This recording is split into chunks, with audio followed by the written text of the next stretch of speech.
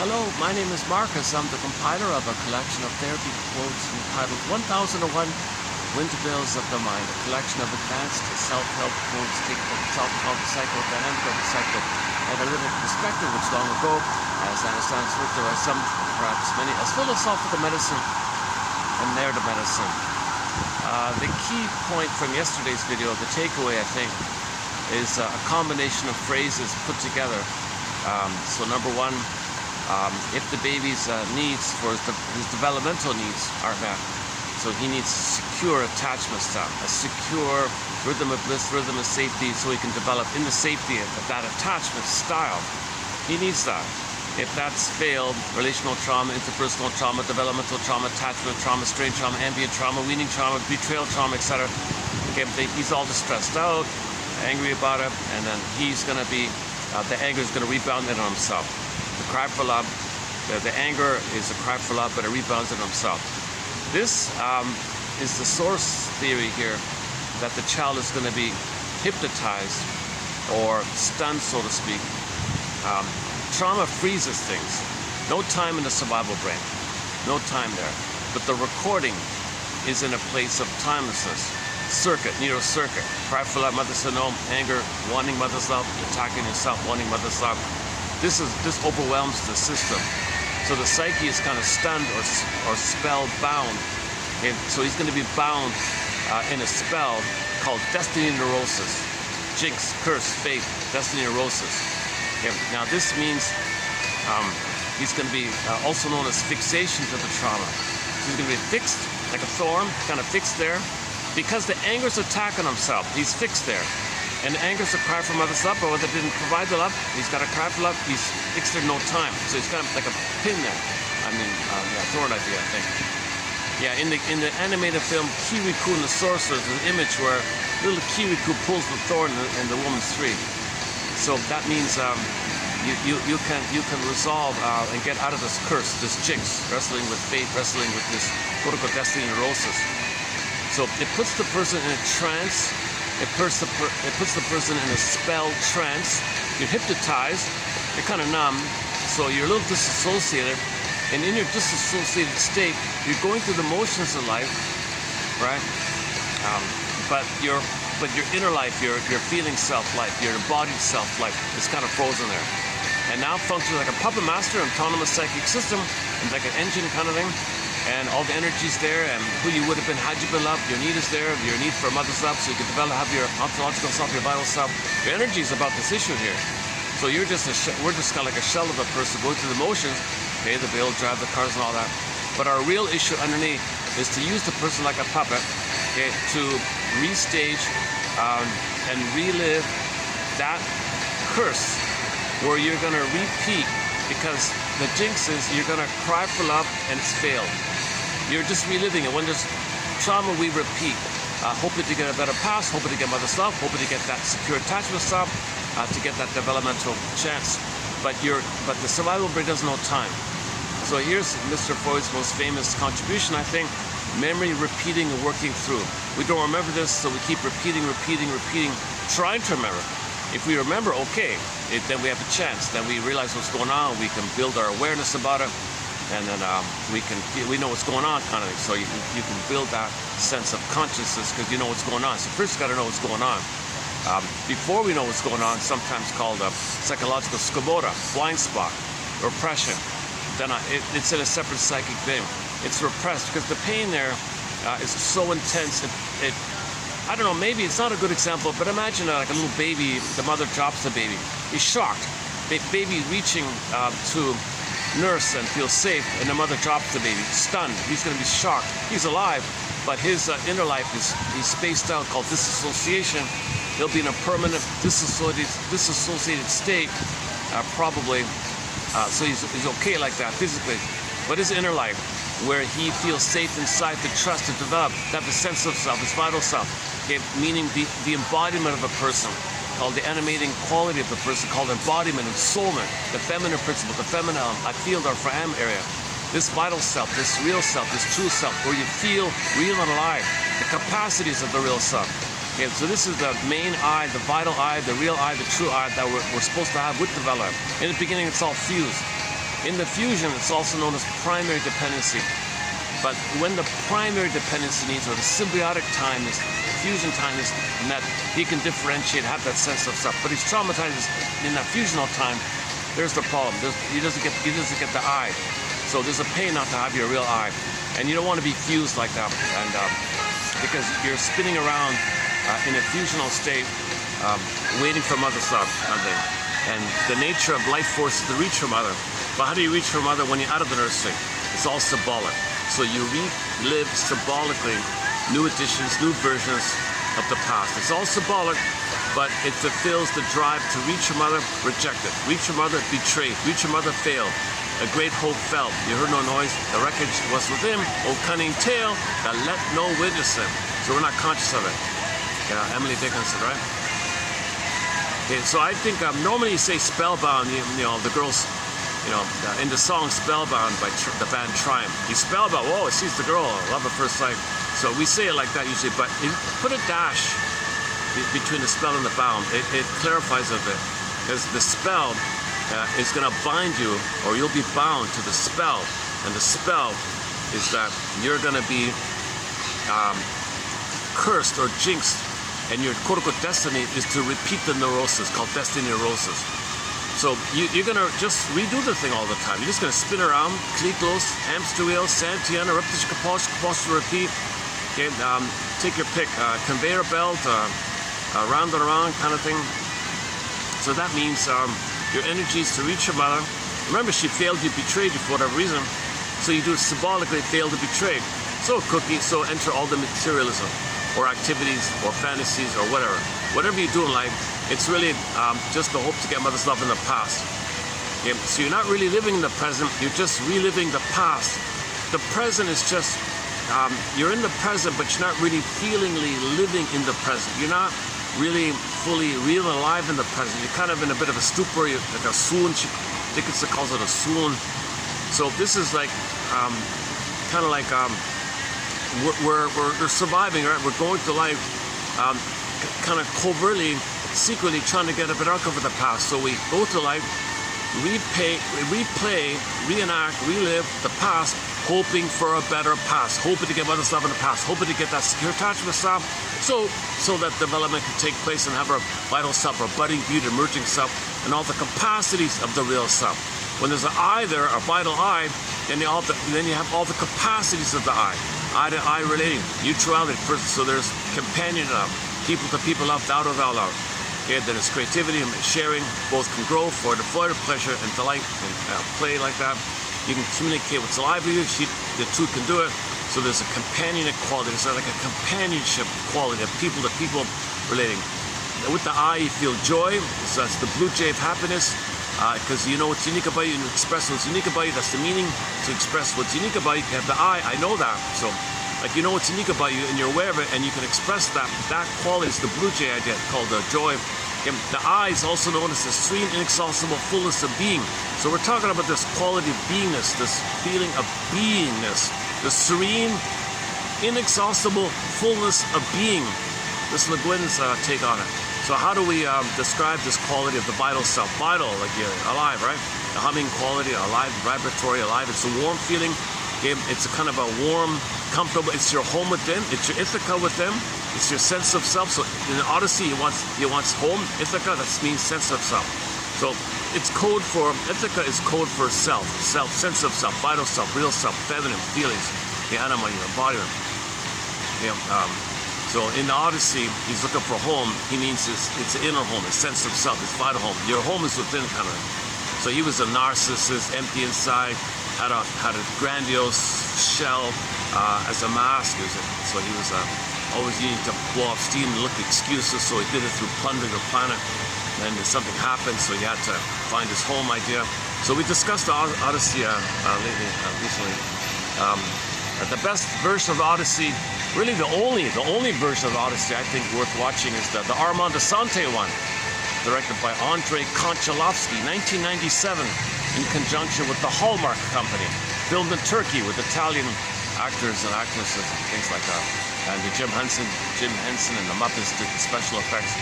If you can get the VHS, the full things on the VHS is It was a TV miniseries made for TV. Unfortunately, when they moved it over to the digital, they cut out many of the key scenes, including the sirens. But still, it's still worth watching, even the abridged version on DVD. It's still worth watching. A lot of people like the 1968 Italian miniseries, got English subtitles. I don't know, it's still kind of slow. I couldn't get into it really, but a lot of people praise that one, at least. So maybe that's number 2, I guess. Everything else is just shock horror, just cynically using the story to shock the audience and hurt the audience. Myths and fairy tales are psychology, like they're metaphors for psychological dynamics. So you're meant to recognize uncannily that this is kind of like a dream going on with you, and dreams are trying to heal you. Dreams are processing your recognizing your feelings, your trauma. It's a journey, waves. There's a movement, messaging. There's a movement towards finding home. So the dream is trying to heal you, kind of. So myths are kind of in that spirit. But when they make a film and just use it as a vehicle, like a Trojan horse, to shock you and hurt you, it's a cynical use. It's a cynical way to use myths and fairy tales to hurt the audience.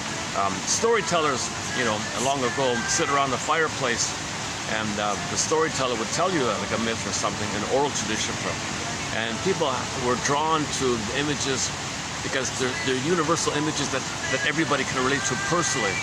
So there's like some kind of validation or recognition, and there's a little relief to have some representation via the symbol that touches and makes you a little conscious of what's invisible going on with you like that. We're homo traumica, so we created these stories to face our trauma like that.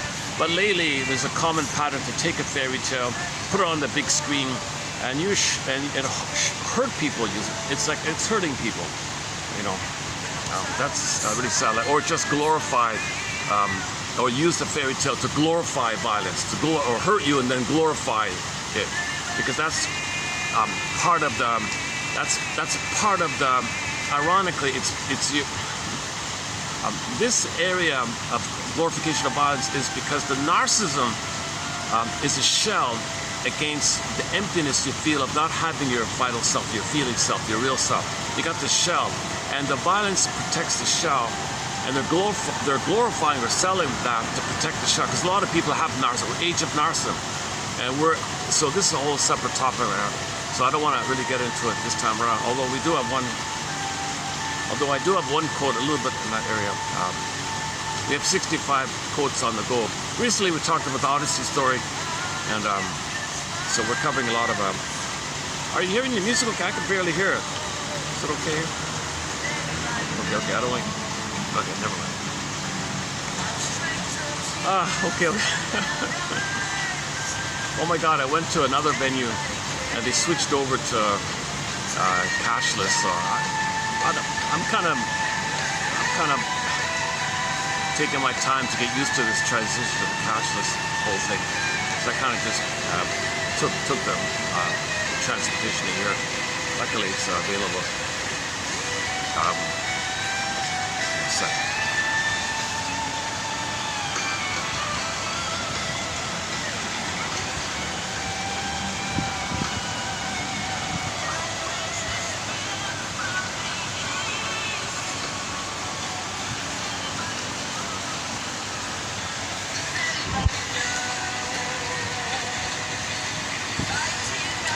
Okay, where are we here?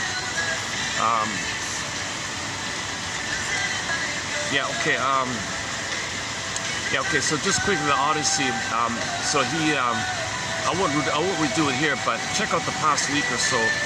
We discussed the Odyssey. We discussed all the different, port of calls, right? All the, Calypso and Circe and the Sirens and the Cyclops and the navigating the Scylla and the whirlpool. And we talked bit by bit like that, each segment. But ultimately, in the beginning, he's a narcissist. Okay, he faces the underworld, sees his mother, learns what happened, treats him so the weather treated him, Sisyphus. So he's curious, asking questions. Poseidon, what do you want me to know? Well, you got a feeling something. I don't know what you're talking about. Well, there's something inside that's going on that's related to moving you towards your vital self, your home like that. Really? So he's considered a symbol of the point at midlife when we're curious to find our home like that. So we see the whole journey like that. So at the end, yes, he's a different person. He's connected to himself like that, and he buried the old way with the ore in the mound. So he created a metaphorical funeral for his old way, his narcissistic way. The death of the old way is the birth of the new life. So he was you feel like you're reborn. You feel like you're a new person. You feel like oh my God, I'm at home. So it's a different quality when you're at home versus manically escapism and aggressive and greed and gobble and animalistic, and survive just this manic aggressive desperation out of rage at your mother and displace and transfer and act out, trying to get mother's love in the past. Time in the survival brain, so we're plundering the planet, eating up the planet, trying to get mother's love back in the nursery. It's a disturbing thing to do. People feel empty and entitled because they don't have empathy like that, so they're just gobbling up the planet. So play the song by the singer Rick Emmett, a song called Big Lie. There's a line in there, we're eating up the planet as fast as we can. So Odysseus was a pillager, he was a plunderer, he was called the sacker of cities, he was very skillful in pillaging places.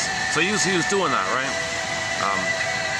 So then realized at the midlife, so that's a metaphor that at midlife we're a little bit narcissistic, and then something called, you're called either, usually, so Joseph Campbell makes the phrase call, you got the call. I'm called to do what? Called to find home, called to find your vital self, your true self, called to adventure. The adventure means self-audit, like self-examination period, self-scrutiny. So look at your patterns, identify your personality, look at family systems theory, study defense mechanisms, look how your dysfunction is the hope to get mother's love in the past, and so on. So there's thousands of therapy models, each offer little clues, so you got to be detective. You got to learn how to divide the seeds, what's defensive, what's real, and you got to separate from your mother. Psychologically speaking, yesterday's quote, Margaret Muller, you want to, in your mind, have a separation from your mother. That's your sense of self, and others are people, and you're people. If you still fuse in the mind with the mother, oh my God, then you're in this grandiosity, emptiness, there's no you, and you got to compensate with grandiosity, take refuge that all babies see the kings and God. You're angry, so your mother must be seen as good in fantasy bomb, but you're enraged, so you separate and you project. Others are that. You don't face your inner conflict, you externalize, you create outwardly to distract you from the pain within. And then when it's externalized outwardly, then the activity is pillaging and plundering, because the greed is to get mother's love in the past. Envy means if you can't get a record because you don't want to see the goodness. So either you greed, you get it, that doesn't work, greed again, doesn't work, greed again, doesn't work. If you can't get it, you don't want to be triggered of the pain of not getting goodness. So if you wreck it, then it's not good, then you're not triggered. There's the envy. So there's a lot of greed and envy in the pillage and the plunder, simply called grenvy. One guy calls it grenvy. So Odysseus was filled with grenvy, schadenfreude, entitlement. He was proud, he was boastful of his conquest like that. So he's empty, can't love, these kind of things, right? So Poseidon shakes him up a little bit, and what's going on here? You got to learn, you got to suffer now, he said. You got to start to feel, not punishment suffer, but like in ancient Greece, the word suffer was like feel the deeper pain of the journey of the honesty. That's called fighting the good fight. Another song by Rick Emmett, Fight the Good Fight, means this journey. When Rick Emmett sings the song Fight the Good Fight as co-leader of the band Triumph, he was referring to the inner life. Look inside, he said. Look inside. That's fighting the good fight. Look inside. Man in the mirror. Michael Jackson. Look in the mirror. The phrase inside out. You want the out to be better. Look on the inside. Inside out. So the out, if there's problems in the out, it's due to the in. And today's quote, yeah, Mr. and Mrs. Sharp. We don't have many quotes from the Sharp team. Jill and David Sharp, a husband and wife couple. I barely have any quotes from these two. But I found one this morning that they wrote a short article on prejudice. So, and there's one point they make that I kind of missed from previous authors. So I want to add, so in this video mainly, stay tuned. I want to add just one slight little thought about prejudice that they highlight based on what Mr. Coat said. Another author we don't cover, ironically, right? I don't cover Coat, I don't cover the Sharps, and here I am. So we're looking for pieces of the puzzle. Okay, now let's. So I don't talk about details of the plunder system and how it's going on. Occasionally it's referred to because it's a reflection of the inner state. You see, so prejudice is part of the plunder, so it kind of all links up a little bit.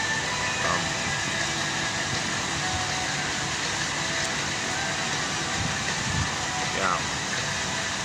Okay, I'm tempted to kind of start it a little bit down that. If you open the door on the pillage and the plunder system, it's 20 hours to run through it because we have 55 examples of it. I mean, 55 facets of it, called as above, so below. So, for example, the indie film, Insecurity, written as 2 words. What line of work are you in? Are you in retail? Are you in sales? Or he said, well, I'm in security, the security business. Yeah. So it's a small indie film about 2 guys who run they sell a home alarm system, security, or home alarm systems. No business, things are slow. So at night they put on their robber outfits and would rob their neighbors. It was everybody knew each other. It was all friends and family there. So they would rob their own neighbors. And next morning, in a panic, those very neighbors that were robbed by their friends ran to these robber friends. Didn't know that the friends were the robbers of the previous night. Ran to them and said, please, help us. We were robbed. We want to buy your alarm system. Oh, you don't recognize. Oh, good. Oh.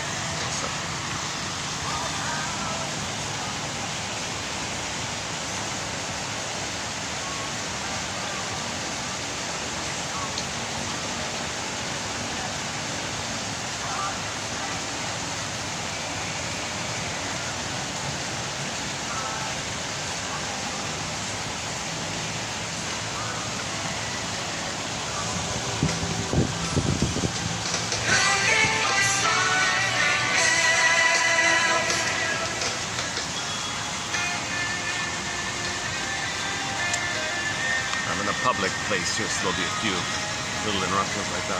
Okay. Okay, so it's a little indie film called Insecurity. So once again, 2 guys are running a shop that sells home alarm systems for people's homes. Business was slow. They wanted to sell their products. They wanted to create a need. They wanted to be needed. They wanted to feel important. So they made a need. They created the need. So at night, they'd rob their friends. And then those friends the next morning would run to them and beg them, please, we want to buy your thing.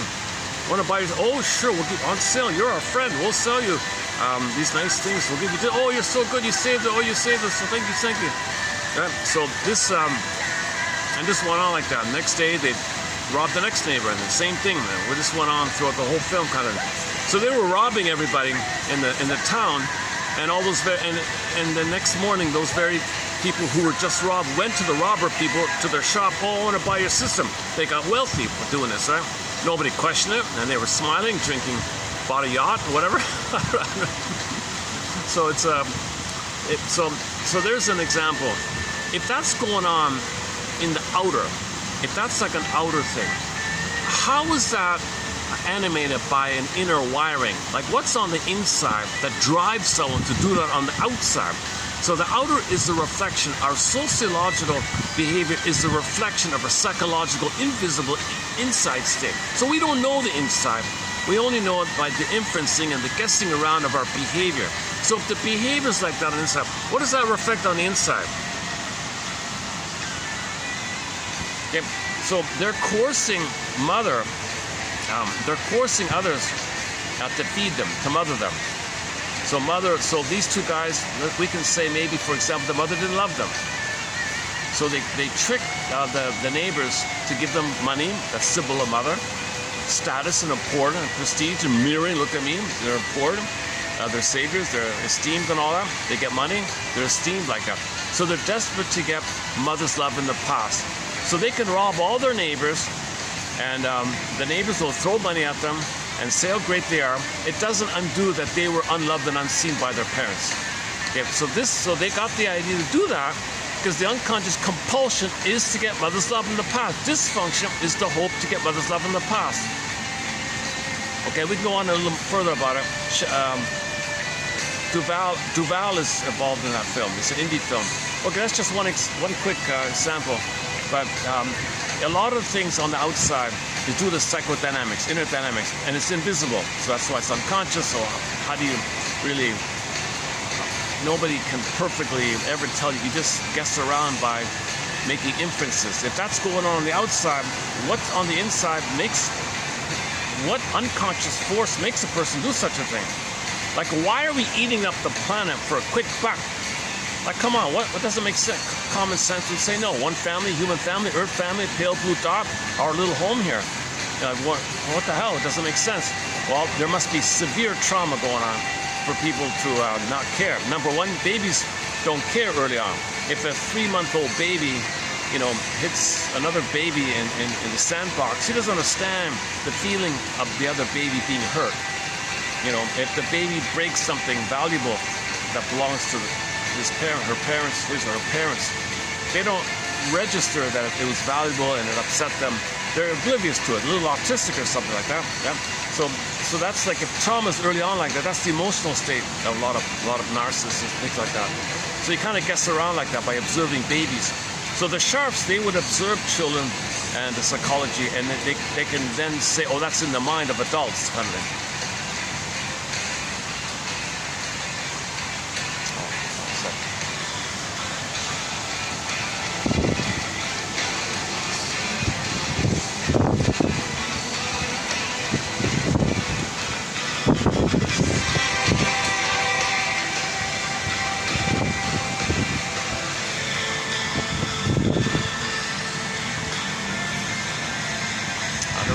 Group when I arrived, so I sat over here, but the group left, so I'm interested in anyways. Okay,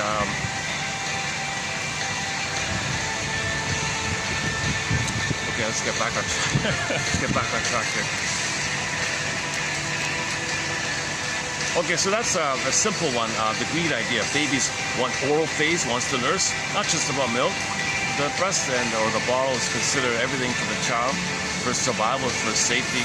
Very valuable. If it's failed, or mother does it wrong, or hurts the baby, and he's frozen there and wasn't mad, he's got to stand in it. He wants to master the trauma. He wants to get a proper outcome. He wants to complete his development. Well, there's trauma. Okay, then you're spellbound. You're fixated to trauma, and the fixation of the trauma, it compels the repetition compulsion to get a better outcome. So this is done by looking for symbolically. So you eat up the planet. So the planet is the breast, planet breast. Okay, you gobble up, you take in the resource, take in the values, the goods, and what's valuable, and like that. That doesn't work. You do it again, doesn't work. You do it again, doesn't work. Okay, no symbol of mother is actually real mother back in the nursery that was needed. No time machines, no morphing machines. You don't undo this thing. So you only symbolically repeat the failure and the rejection. Right? So we're eating up the planet, hoping to get mother's love back in the past.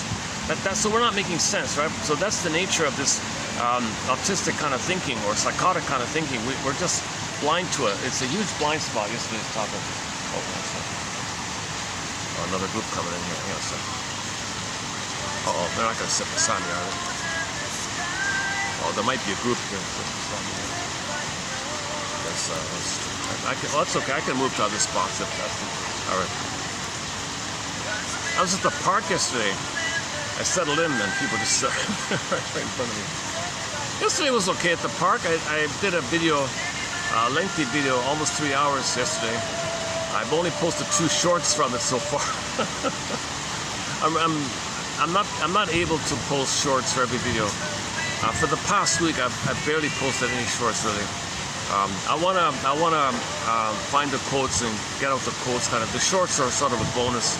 The shorts are valuable. I just don't have the time.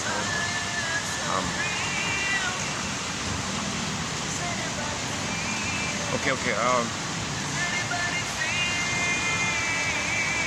Where are we here? Okay. So greed, okay, phantom breast. So you just symbolically, okay, it's called oral fixation. Okay, so you look for symbols. So earth is like mother or it's mother or whatever's out there is supposed to be mother. It's only you have to fantasize something on the outside as being mother. Grab it, called greed, doesn't work. Grab it, called greed, doesn't work. Because the pain's there and you're oh,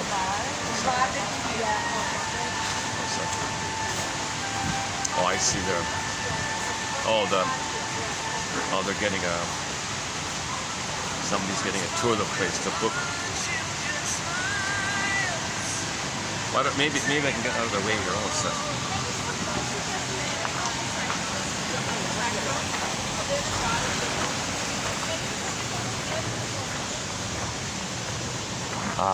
Somebody's gonna book the place, so they're looking around kind of thing. Like somewhere here.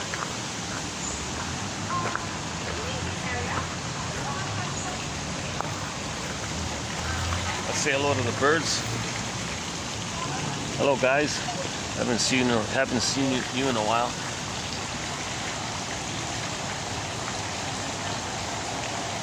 I'll be looking good.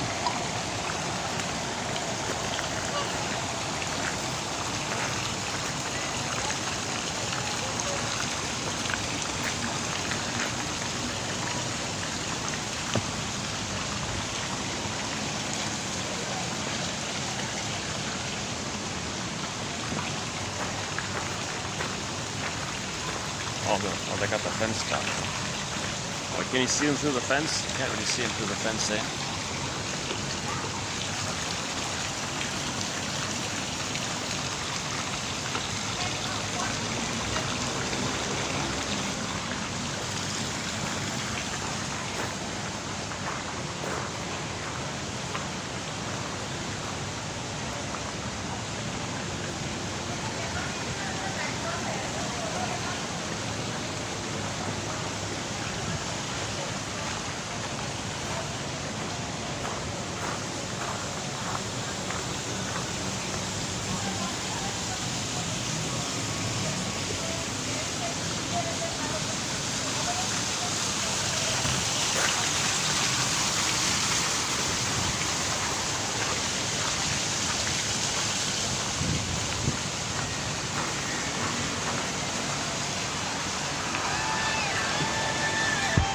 Continue here. Half the time I come here, it's a big, huge sign, fully booked, fully booked. On occasion, the inside's booked, but the outside is available.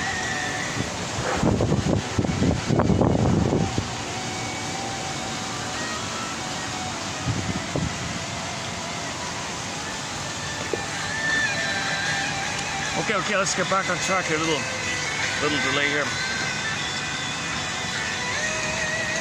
Underappreciated by envy. So let's say you want something. You're repeating the need and the failure and all that.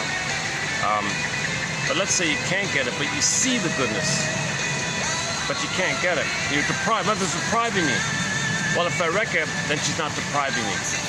So envy is the wreckage of the good, so you don't feel deprived. So you don't feel reminded that you were deprived if you wreck the good in the present. So we're destroying the goodness on the planet to not be reminded the mother failed us.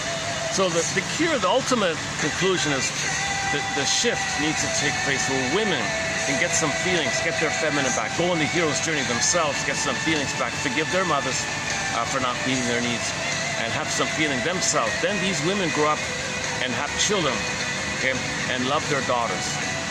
Once women can love their daughters, not use them, to take care of them and serve them, be one of them, have a fusional thing, and let them be themselves and meet their needs like that. Then those daughters, when they grow up, then they'll love both their kids. Okay, then we're good. We're all good to go, right? Everybody has a vital self. Kumbaya, back to a family again. We were a family, lost our way past 10,000 years, and there's all this energy to try to get it back, kind of thing. One recent construct by Mr. Firestone is self-system, anti-self-system. To the degree that your mother does love you is your self-system. You're trying to be yourself. But when she failed you, okay, you got a combination of you internalizing to connect with your mother, the beliefs you think she said to you, unwanted, unlovable. I'm no good and all that. You're raging at her, blocked, rebunded in. So you're angry at yourself, criticizing yourself, and saying you're no good in an angry way. Harsher inner critic, internal self-saboteur, self-system, and overlaid on top of it is the anti-self system. So you want to unravel the anti-self system by realizing mother was in pain, she was impaired, she was hoping for her to pass on her end, she was so blind, couldn't be available. So you understand that your mother, maybe she came from a place that was pillaged and plundered herself and didn't get safety with her mother. So you got to build a level of understanding to understand the situation called empathy, and then that moves towards understanding the situation. And then you don't need to always be with these old beliefs, so you can update things. Okay, that's the whole topic about the labyrinth so you got to resolve either or thinking to get a sense of self. Okay. There's a lot of material. If you open that, that's another door to open. Oh my God, right? So let's go back to the main thread here from the beginning of this video. So I wanna post a quote by the Sharps, David and Jill Sharp. They don't come across as very charismatic or entertaining speakers or something. They're a little dry. They write a lot. They have a lot of books and all that, and they write about object relations theory. I can never really get into it. It's kind of a dry repetition or something, but they're contributing like that. And I don't really know them, tell you. I go by Masterson and Althea Horner and authors like Gottstein and Ogden, Mahler and Klein, all those guys and gals. Maybe I'm missing something. Maybe I'll look into it more deeply. Recently, we did a thread on scapegoating, an important point.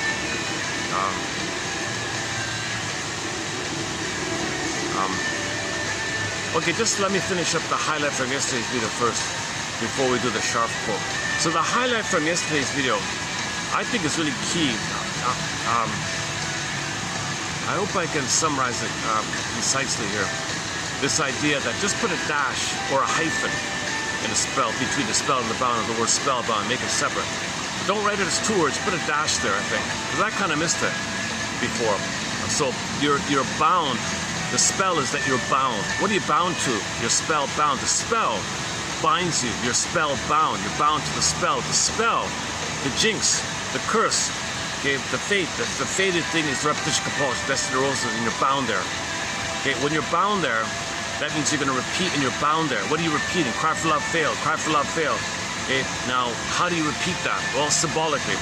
You eat up the planet, failed. Eat up the planet, failed. Oh, pain, can't eat. Oh, wreck it. Then well, eat what you can. If you can't get it, wreck it. Sour grapes. I don't want to see the goodness. Envy.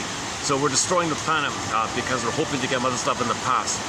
So why didn't the mother give the baby her needs? Well, once again, she may have tried to get her primary dependent needs met. She was symbolically trying to motherize or parentify the child to mother her. Impossible. The child's distressed and freezes up the soul, cursed, angry, rebounded him. Okay, spellbound by the trauma of mother using the baby to mother her. That's a trauma to the child to be used in such a manner. The child is a human being with needs and rights to be seen as a little human being with needs. Mother says, all about me, I'm center stage. You're going to be symbolic breast to mother me. Mother, I'm a human being here. I can't see it. I'm so blind. And so, mother, please don't be so blind. But she's so blind that she's so blind. She's just so blind about it all. She's in a compulsion to look to the baby to mother her. The baby, of course, is going to freeze up like this and anger turn inward about it. Now, that's not the only way. Another door is the old cunning tales, the many ways mothers fail their babies. Not just parentifying the baby to mother them. That's a key one, of course. Sometimes they just simply blow up tension. They shame their own kid, thinking they can undo that they were once upon a time shamed by their mother, by identifying with the aggressor, Faustian view, shame their baby, thinking they can undo that they were shamed. Because again, you have the record, the 45 record. Neurosis is you have petrification, stunned, okay, spellbound. It's pressed on a 45 record. One song, one only tune called Transfers. You recreate it.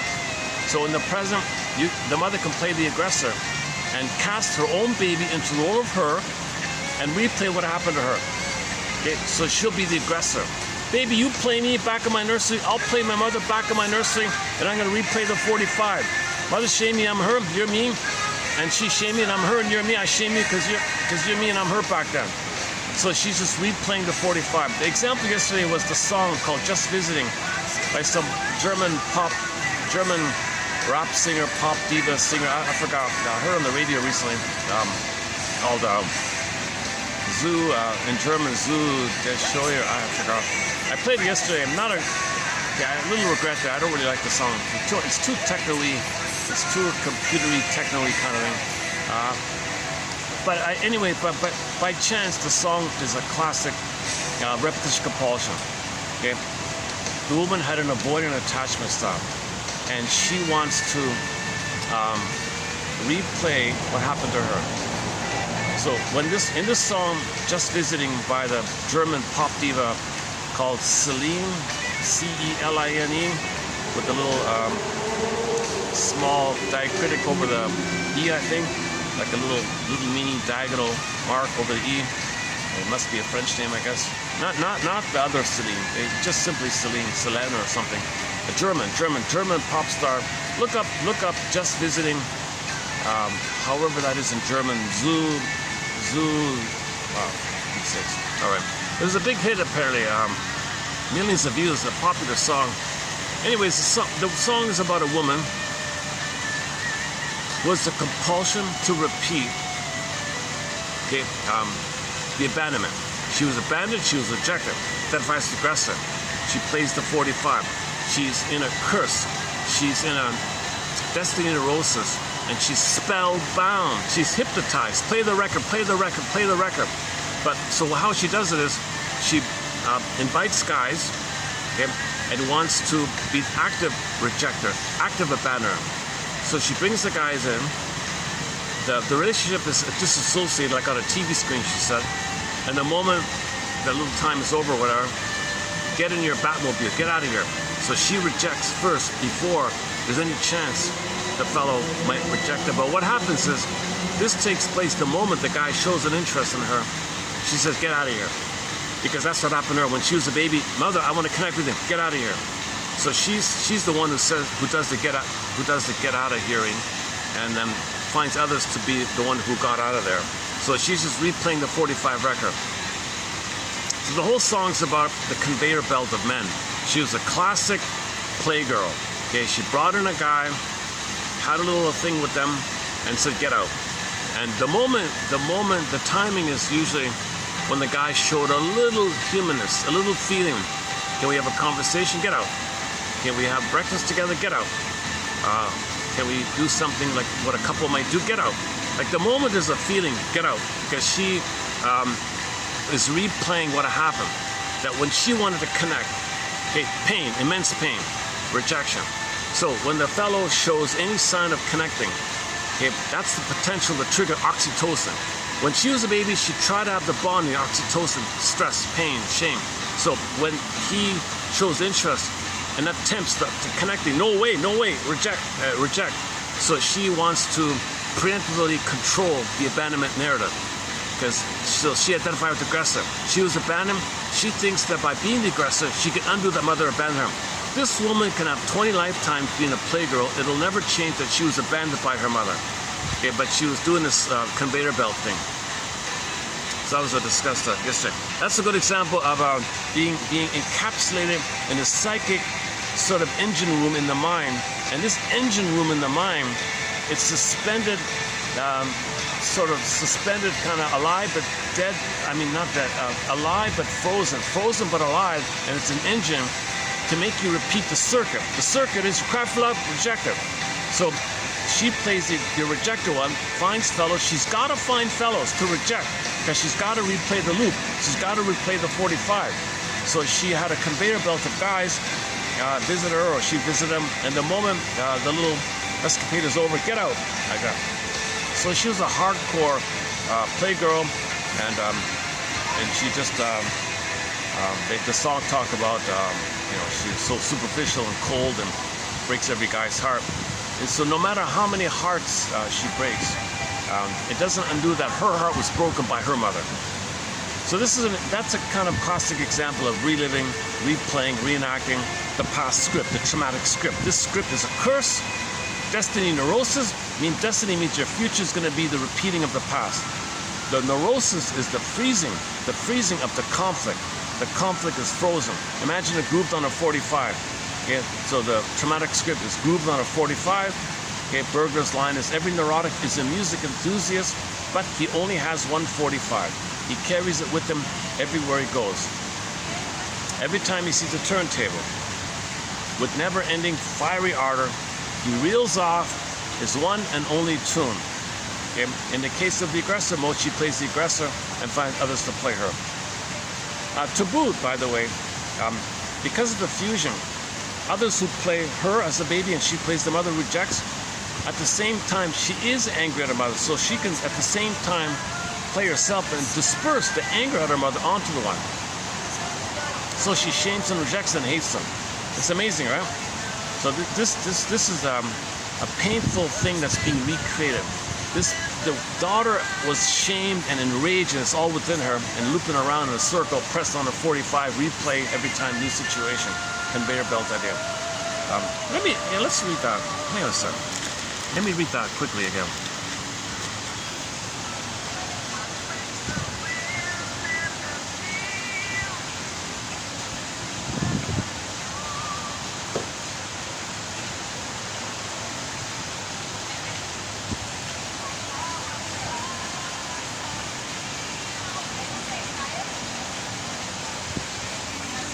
Okay, this is from Berger's book called an old self-help book by Edmund Berger, one of our mentors, Marriage and Divorce. It's updated in a book called Divorce Won't Help. Berger wrote several self-help books for the general public. So this is from this book, and actually it was taken to be part of another book by the Delphi or the Delphic Society, and they created a bunch of books for the general public called Patterns of Human Living or something, and they included a section from this book. They included it there. It's basically the same thing. So here's just a part of it.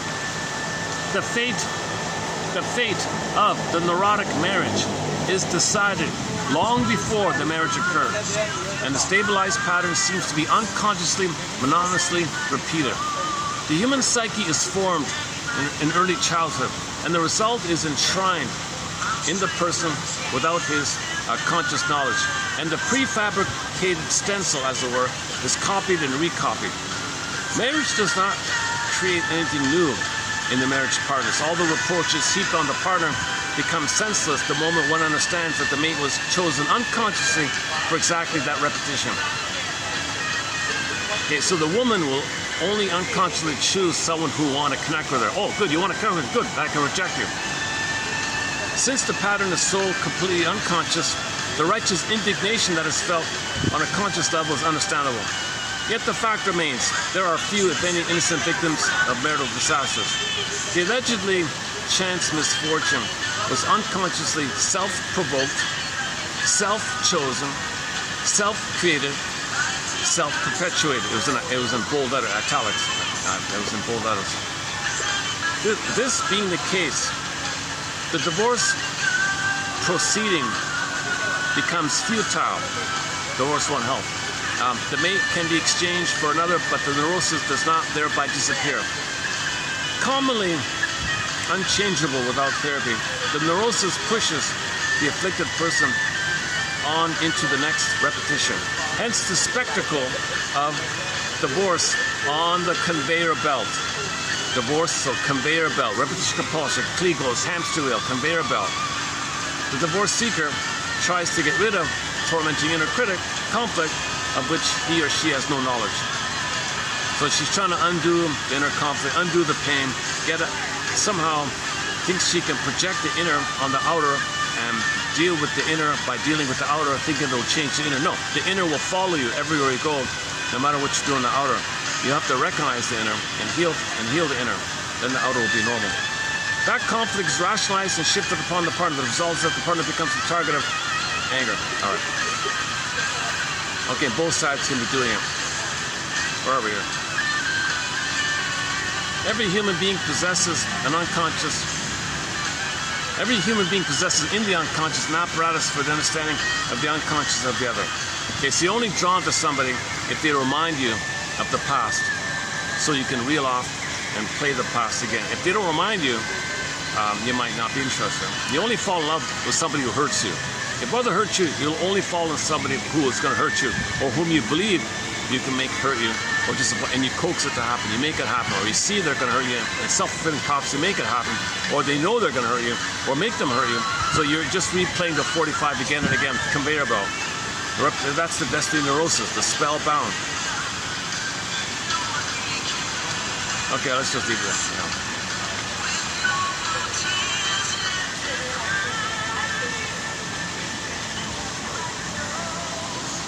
Okay, let me there's a brief summary of the Scharf. I'll read the Scharf quote in a minute, but I just typed in the Scharf. I just asked the AI what did David and Jill Scharf have to say on prejudice, and they referenced the article here in their co-authored work. In their article, family as the link between individual and social origins of prejudice. Okay, so there's a book called, there's an old book, there's a 20-year-old book called The Future of Prejudice, 2007, I think. It's a collection of essays by other people, and one of the essays in this book called The Future of Prejudice is this article by the Scharfs. The Scharfs argue, okay, so they make a clear link between family dynamics and family issues and outer prejudice outwardly on the planet. So, okay, so they're very clear about it. Okay, the Scharfs argue that prejudice is not merely, you know, like taught to you at school or something. It's more like incubated within the early child dynamics. Yes, the school system will teach you prejudice, and you're bombarded with prejudice endlessly. It's just almost everything has a slant like that. But really, you can call it out if you're. So there's two. There's a psychology of prejudice from your side and the brainwashing from the outer side. But the people creating the outer brainwashing, they have a psychology of prejudice in their family dynamics, and they want to communicate it by creating the propaganda to communicate their psychology. So when people bombard you with hate propaganda, or if they're trying to say they're angry at their mother, they're trying to communicate, and they don't care. So they try to spread the contagion, direct the goodness, direct envy. Spreading hate propaganda is an act of envy. So they want to see the goodness direct. They don't want to see goodness because it reminds them of the pain that they're triggered of pain when they see goodness. So they will direct the goodness to not be triggered of the pain. So people who spread hate propaganda are filled with envy. So they have a psychology doing that. Now on the receiving side, people are bombarded by this pressure, and and they see it on TV, Hollywood, and things like that. And then you want to belong and go, is that what it is? And you're fooled, and a lot of tricks play in your emotions and give you fantasies that you'll be loved if you believe this, and make excuses for you. So there's two sides, the inner and the outer, like that. So they're just talking more about the inner side, from the inner point of view, the family point of view. It is incubated within early child-parent dynamics and family development. The family is the primary environment where individual psychological defense mechanisms align with shared social biases. All right. Projective identification. All right. Utilizing object relations theory, the Scharfs view prejudice as a pathological defense mechanism heavily reliant on projective identification. Okay, this is where something inside of you project. To convince yourself it's not in you, you want them to identify with it, display it, show it, and then fight with it on the outside to distract you from fighting on it on the inside. Doesn't work, but it's a defense mechanism to make you unaware of the pain of its being within. If you create an outer conflict, you distract yourself from your inner conflict. And then this is called either or, and then projection, and then acting out, coaxing, identification. Get people to identify the thing you're projecting, called projective identification. Okay, so this is a traditional kind of view on prejudice, projective identification. We've got a lot of great quotes on it in this book here. Oh, Scarf, another one. Oh, Scarf, not Sharp. Oh, another one. Maggie Scarf also talked to her. This is a different one. Okay, so projective identification. It's a pathological defense mechanism, as follows. When a developing person, or even a family unit, cannot tolerate any kind of internal anxiety, they unconsciously disavow. I don't believe it. Okay? So when you repress, disavow unwanted parts of yourself, then what's repressed is projecting. By the way, sidebar here, projection is the means of bringing repressed material to your consciousness. You're meant to look in the mirror and see it's with them. You're meant to look on the projection screen to see that you're doing the projecting. The film is within you. The real isn't with you, and you're the projectionist. These unacceptable traits are then projected onto someone on the outside. And you can bing, take your pick. Just say they look different. Oh, different. Whatever. You just pick anybody who's quote unquote weaker or safe. Usually it's safe. If somebody's safe, oh, it's safe. Okay. And then you feel it's easy to okay. So one theory is the original threat to your mind is your own anger to your mother, proof to a monster within. Okay. So your cry for love turned to anger. The anger became desperation, fury, rage, gobbling, monster. Okay. But a block rebounded in the theater of the mind. It's an image of something attacking you. That's a threat within, enemy within, something inside of you. It's your cry for mother's love that morphed to anger, that got blocked, that rebounded in. It's a threat to yourself. It's pain to yourself. In the dream world, it's a monster image. It's oral because the baby's oral. It's rage, so it's oral and rage. So the dream image of the baby's oral and rage can take thousands of forms. Vampire squids, vampires. Okay, any wicked queens and wicked witches, monsters. Any kind of entity that's a rage monster, it's just a Picasso of the baby's quality of feeling of need to take in and the rage about it. It got blocked and it's attacking itself, but it's really the cry for mother's love, but it's attacking himself. So it's a quote unquote threat within. Okay, so this is a very difficult thing to face. That mother failed you. If you don't face that mother failed you, you're always blaming yourself. Okay, now this is a huge conflict. Now if you're bound to believe mother loved you, you're always going to hate yourself. How do you deal with this pain? One way to deal with the pain is bing, bing, bing, bing, bing, bing, bing, bing, bing. Okay, play the opening to the song "Ooh What a Night" by the classic rock band April Wine. They used the bell there. Bing, bing, bing. Pavlovian trigger. Okay, so you're going to be triggered. All somebody has to say to you is, you want to believe there's a threat outside. You just make it up. You just make it up. You don't care. You can say anything's a threat. You can say that bird's a threat. I don't know. You can say anything. That nice, peaceful, beautiful. It doesn't matter. People they're desperate to believe there's some kind of threat. They have to do it because that way they can distract themselves and believe. If they think and believe, okay, the belief is a way to anesthetize or numb or assuage or tranquilize the pain away that you're attacking yourself. When you believe it's on the outside, so beliefs are created by the pain to deal with the pain, and the beliefs are there because of the pain. Okay, on this key point, Arthur Janoff's book called Beyond Belief about this belief idea. So you believe something to get rid of the pain. It's still going on, but you make yourself unaware of the pain by believing someone's a threat. So you make up someone's a threat. So you just either believe it directly. You don't think about it. You don't want to think about it. You just got to believe it. You're in a compulsion to get out of your pain, so you say someone's a threat. You're happy when you're relieved. Oh, really? There's a threat out there. Okay, you're relieved. Okay, and that way, okay, then or one version is to convince yourself it's a threat. Poke, prod, wrench the situation, twist the situation, see the situation, angle the situation. Relate to them with the full expectation that they're that way. Make them believe they're that. Find a way to trick them. Find their vulnerable spots. Find their sore. Pour salt on them. Make them do something. I knew it. Gotcha. So it's a huge gotcha game, right?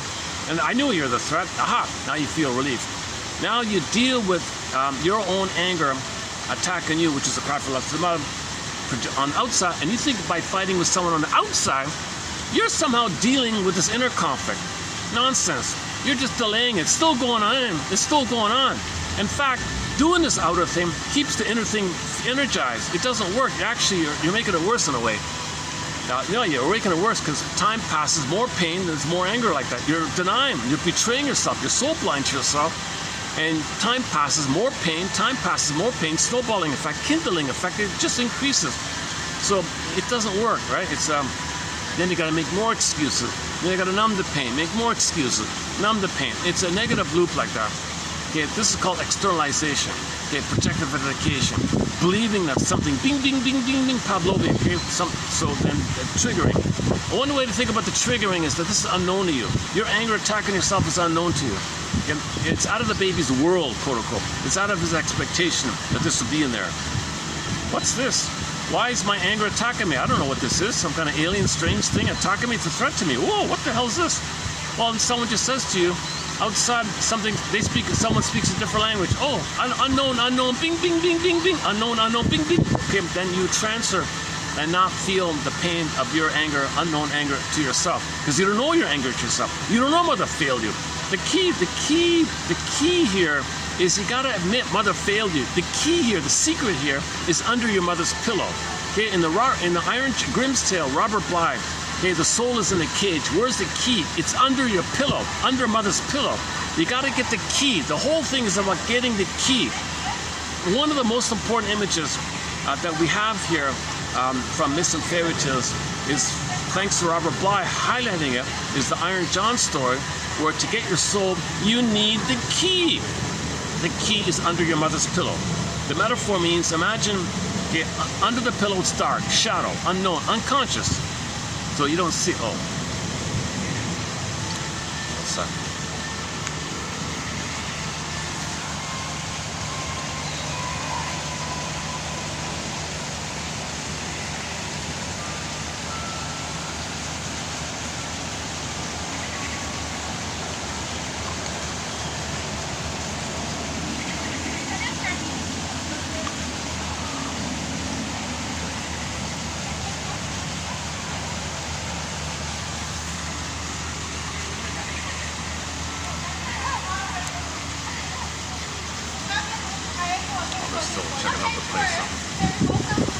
Okay, where are we?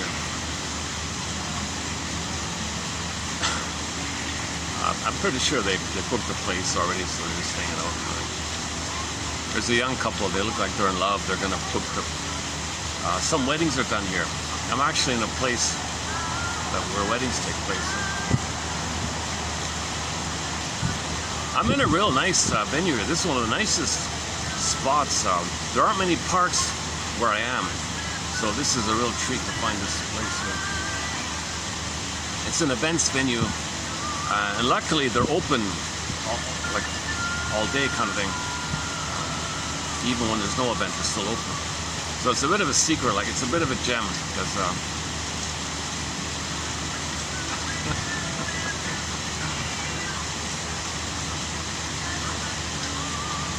I guess it's got a lot of history here. It's a nice, they got things for the kids, and there's peacocks and rabbits and swans and birds.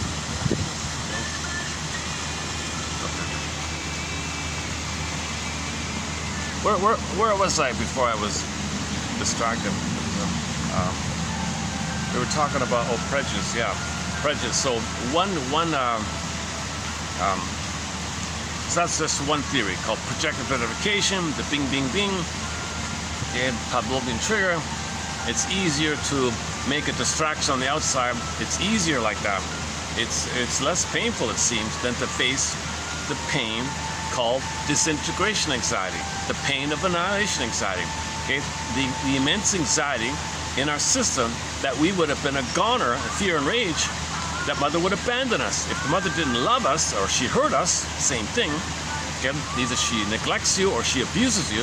Okay, you have an immense fear of death like that. I don't use that phrase, but yesterday the topic came up. Yeah, look at that. I played a song by Detroit's first punk rock band. I don't even know if it got through clearly or not. Anyways. Criticizing, yeah, one second at a time. Okay, where are we here? So yeah, so it's called annihilation, abandonment depression, persecutorial anxiety. Okay, it's a lot of pain like that. And part of why the pain is constantly going on is because of the freezing. Now I got an image, and it's always in your mind, okay, that there's no mother, or mother's attacking you. Or if there's no mother, your anger at her fills in the gap. And your anger at your mother attacking you becomes your mother, and your mother's attacking you. You got a frozen image of this internal saboteur, self-saboteur. It's not your mother, it's your own anger at your mother that you're treating as if it's your mother in effect, because it's created by your mother's behavior, and that's your tie to the mother. So to have a tie to the mother, you hate yourself. Okay, and this is the first unknown like that. Oh yeah, and then when things get frozen, it's an image that frees. Think about the silent screen painting, Edward Munch, right? The screen painting. There's a kind of a terror in the mind like that. And that creates cortisol, stress. It puts you in a hyper-vigilant alert. It makes you think in jungle, either or mentality. Hyper-alert, either or, jungle, because you're always in that fear mode, okay? And you're frozen. Your brain is pumping cortisol goes in your body, hypertension, psychosomatic symptoms, whatever form it takes, anxiety or poor circulation or affects the organs. It leaks out in your personality, or whole personality is designed to disperse your attention. Narcissism, BPDism, okay, bullying, all these negative personality patterns, the hostile mind, okay, it can take various forms. Okay, acting out, impulsive, okay, paranoid, obsessive, depressive, BPD, and so on. Hysterical, there's a variety of turtle narcissists, clinging vine narcissists. Okay, waif narcissists, any kind of narcissist kind of status, okay, internally or outwardly, kind of versions of it. It's a personality structure designed. One guy simply calls it the hostile mind. The hostile mind. Prejudice is due to all this hostility in the mind, and then all of this hostility in the mind is code for cry for love. Baby wants love. It turned to anger, hostility. Hostility is a cry for mother's love. Prejudice is a cry for mother's love. Everything is either love or a cry for love.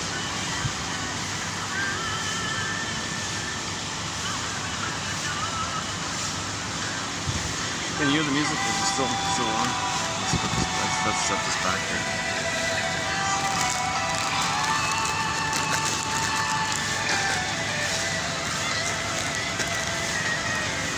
If I just do it like this. Is that okay? Can you still hear it? Maybe not, eh?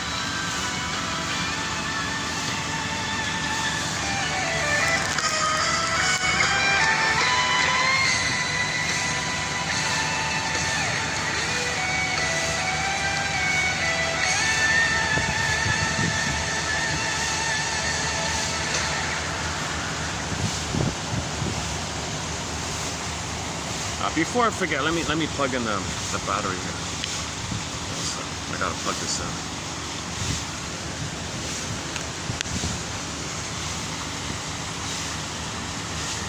Until my phone gets fixed, these videos will be under 3 hours, 2 hours and 50 minutes kind of thing. The switchover doesn't work. The storage chip, it's supposed to default to the storage chip, but it doesn't. It just stays in with the built-in storage, which is very limited. I'm using an old budget. They don't make these phones anymore. I've searched high and low. Nobody sells this phone that I'm using. Second-hand, new, anything, nothing. It's completely exhausted out. What a pity. It's considered a kid's phone. Very basic, very simple, but it works. It's light and easy to carry. That's why I like it so much. It's a smaller, like a compact kind of thing. Okay. About the phone. Yeah, this topic of prejudice, it's a major thread. We could spend 20 hours on it. All I really want to do this video is highlight one little point that the sharps make on prejudice. So let's do that then. Okay, let's get into it.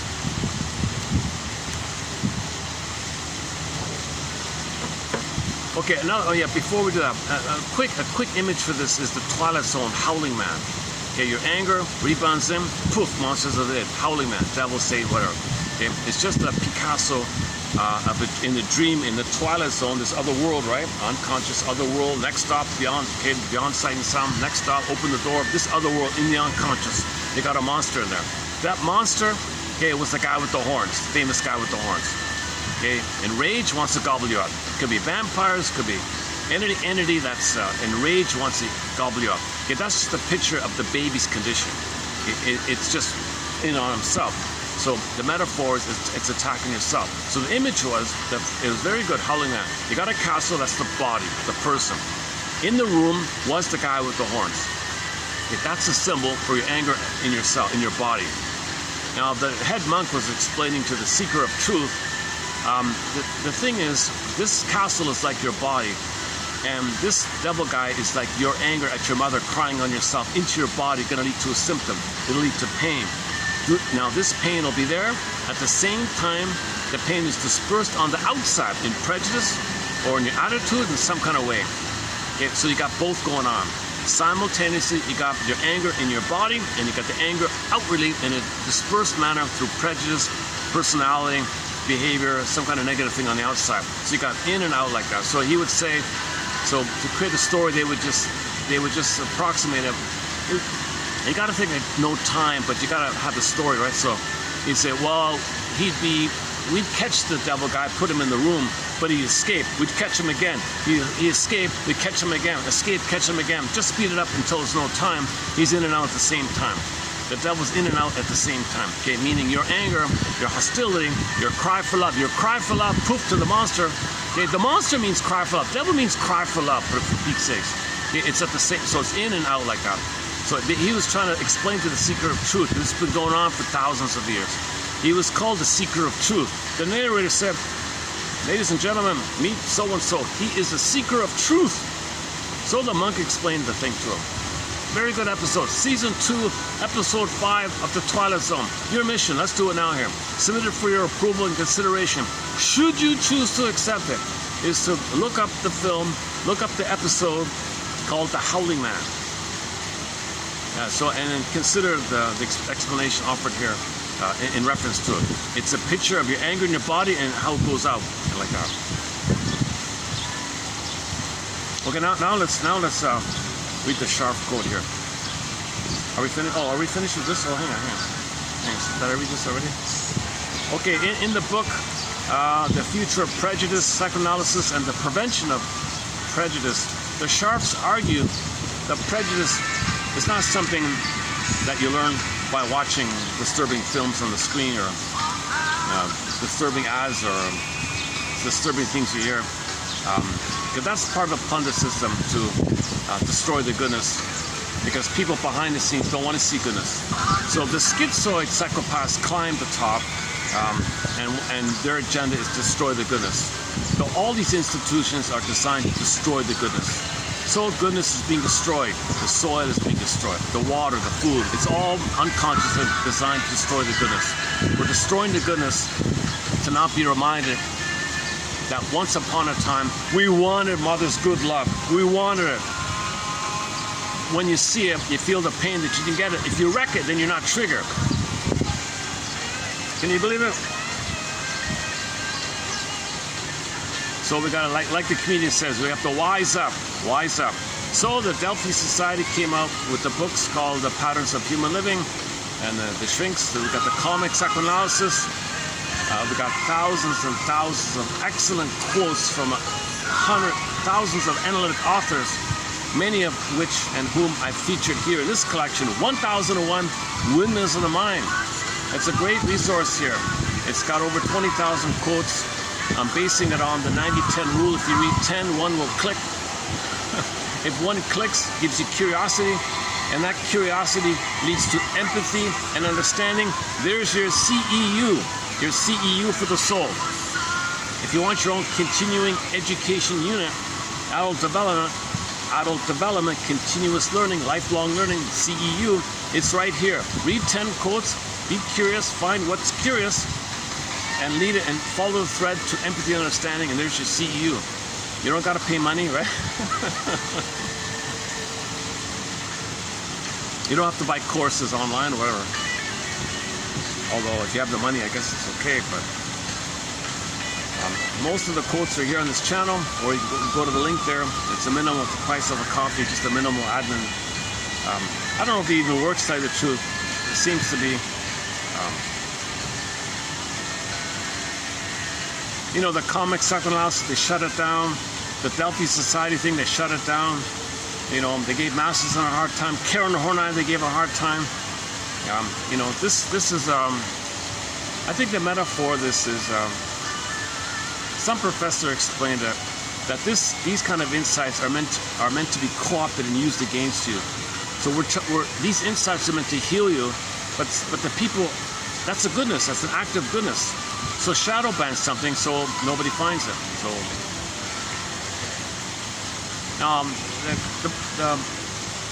the issue on my side is I have not been analyzed. I have anxiety when I speak. I'm not a handsome speaker like that. So it's hard to watch an anxious speaker. I sweat sometimes in the videos. I'm stuttering. I drop the phone. Once I drop the I have a lot of ums and ahs. I'm filled with anxiety myself. I have not been analyzed. I'd love to be, of course. So I'm finding 10 quotes per video and sharing them and discussing it like that. And yesterday was a key one. I thought once in a while we get a real gem. I think yesterday's point was a real gem about this imagery that your trauma freezes time and you're spellbound, dash-bound, and fixed to the trauma, and then you repeat, and that's your spell, Destiny Neurosis, 45 record, replay, replay, replay. And a good example is that song by the singer, the German rap singer, Selene or something, called Just Visiting. So she would, check that out yesterday. Okay, back to this one here. Okay, in the book, in the volume, Future of Prejudice, Psychoanalysis and the Prevention of Prejudice, the Sharps argue that prejudice is not merely picked up by others. It's from the home. It's from the home. Okay, it starts with projective identification. When somebody in the family, when something's too painful, they project it. All right, put it onto someone else and see it out. You don't feel it's within. This allows the person or family member or family as a whole to preserve internal narcissistic cohesion and maintain some kind of identity by depositing their split off negativity onto others. Okay, this is called family systems theory, scapegoating topic. Okay, think about the parents who feel very unhappy with each other. Okay, they were repeating their disappointment and failure. He repeated it, she repeated it. They're in a negative collusion. A lot of pain, a lot of stress. Kid comes on the scene, scapegoat, shame and hate the kid to disperse the tension they feel. So the kid is prejudiced against, to disperse the tension the parents feel. So scapegoating is an example of prejudice. So this is Murray Bowen's theory about the emotional triangle issue. Kids can play roles. That's okay if it doesn't go against their vital self. But many times the role the kid is assigned to play is against their vital self, so it's a form of scapegoating if they got to play a role to please the parents or distract the parents or have a fantasy for the parents or something. Okay, scapegoating, we spent 7 videos on it about a month ago. Good stuff. Okay, now here's an extra point here. This unawareness of this family machinations gets passed down. So prejudice continues due to the intergenerational trauma. If prejudice comes from family trauma, and the family trauma gets passed down, then prejudice gets passed down, because prejudice is an outcropping of the internal family trauma. The Sharps emphasize that prejudice is passed down through what they term interpersonal unconscious.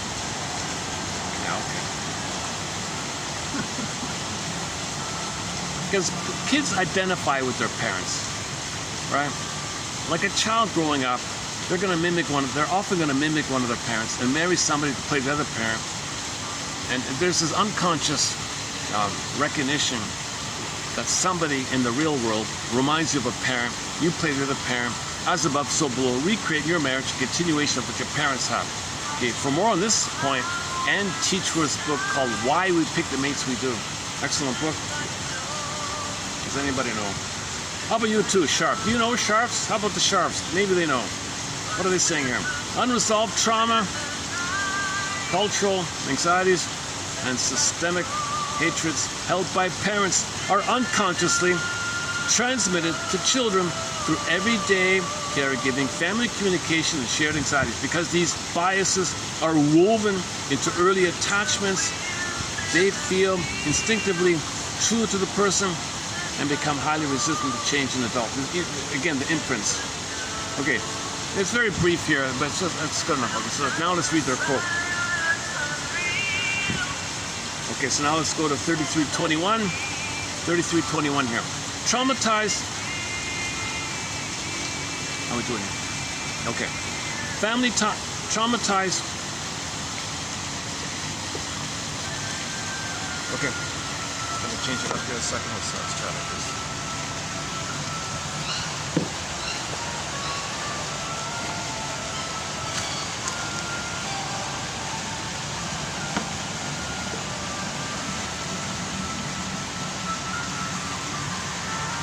Okay, let's continue here. So I'm reading now from 3321 from the Sharp's article on prejudice. Okay, traumatized family attachment organization is the initial condition that fosters a repetitive pattern of externalization of hatred and blaming on others. How does the family stay together? So either they scapegoat a kid or have prejudice or hate somebody on the outside and it keeps them together. A lot of people stay together only when they hate a third. The only way some people can get along with each other is if they... Oh, they're raining. Oh, hang on. Oh, I can't get water. Hold on.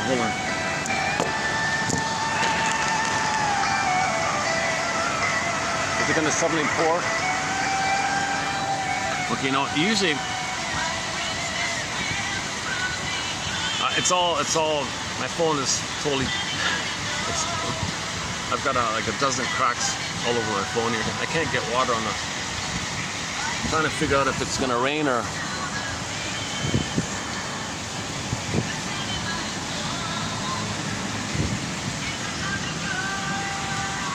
Yeah, it's probably gonna, every day it rains for about an hour around this time, yeah. It's probably gonna rain. Okay. Give me a couple minutes to set up upstairs. Yeah, let's play it safe because the band's on over there. So hold a second. I'll see you in a couple of minutes. Hold a second.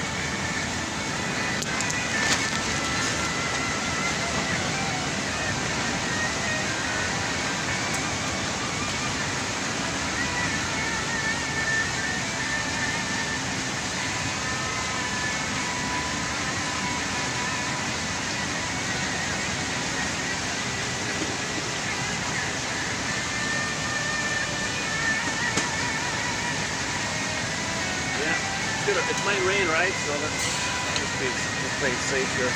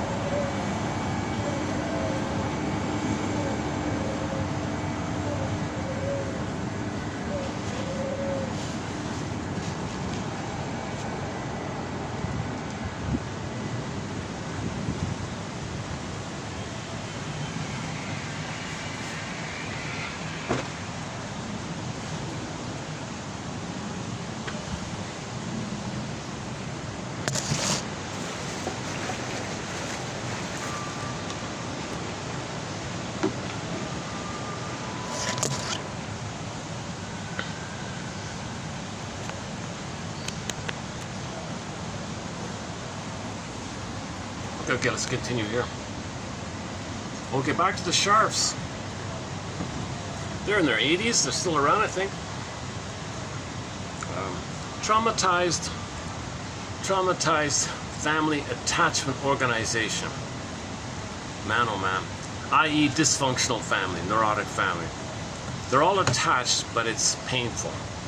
It's a huge compromise. Okay, avoidant attachment. Okay, anxious attachment, disassociative attachment, reactive attachment against the way, clinging, pleading, you know, and other forms. So they're all together, but it's messed up. Soap opera, a lot of tension in the system. Now, if it's within the system, one of the kids will be scapegoated, and he's the savior or the spokesperson of all the mess going on. So one kid will be scapegoated to keep the others together, kind of thing, or that could be happening, and or at the same time, they just all hate something on the outside. They'll just make it up, right? All those fill in the blank, so they feel a little better. So they don't want to face the anger inside, that they're hurt by their own anger attacking themselves. Oh, they're bad out there. Or they're they don't want to face that they're angry at the mother, but that anger is saying they're bad. They're not bad, but they think they're bad. When mother didn't meet their needs, they think they're bad, and they say, I'm bad. And then their anger says, yes, you're bad. Oh, they're bad. Externalization. Traumatized family attachment organization is the initial condition that fosters, okay, this curse, this spellbound, repetitive pattern of externalization, of hatred and blaming of others. As externalized individuals grow and form families, a cycle continues in which hatred is split off and projected outside the individual and family. Quote, these families' quote unquote proclivities to export hatred are exploited by short sellers. Okay, take your fill in the blank. There's no agreement about what to call the people at the top, behind the scenes, plot, destroying the goodness. I don't think it's really about greed to get. Yes, there's an entitlement to greed to get. It's called greed. It's a both and. It's a both and. The greed, yes, I want to get. It's a compulsion to get. But that's destructive already in of itself, right? And when it's wrecked, then you just look for more to plunder. Now, when something you can plunder, when someone puts a boundary, you're putting a boundary, then you have something good. Well, I got to wreck it so I don't feel triggered. So then they're destructive. So both are going on. You destroy by the greed, and you destroy if you can't get it as a called envy.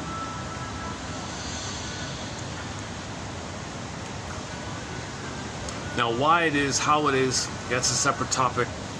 Why the most schizoid detached, the most traumatized, and the most schizoid climb to the top, because they have the kind of quote unquote all their energy is to plot and plan to greed and destroy. So all they do is, their whole life is to maintain the homeostasis of their emptiness by the greed and envy, and that's their status like that. There's no selfhood, there's no personhood. For thousands of years. The world's been looking for some answers. Come on, Sharps. Maybe the Sharps have it here. Okay, so the short sellers, we know the story, same old 10,000-year-old story. The short sellers are the pillagers. Okay, so they'll use emotional banners. Okay, so slogans appeal to your identity and your entitlement. Yeah, and they're bad, and you don't have to face that. You think you're bad, and you're saying that to yourself. You don't want to face the pain, so you externalize. That's an emotional banner. Okay, appeal to either or thinking. Okay, appeal to jungle thinking for survival. Either or, yeah. Because when you're traumatized, you're still in jungle mode. Okay, because the image is frozen and it keeps you in a jungle mode. See, your body reacts to. The body's baby reacted to the reality that he thought mother might abandon. That's a reality. But he freezes an image in there. The baby freezes, flash. He freezes an image in there.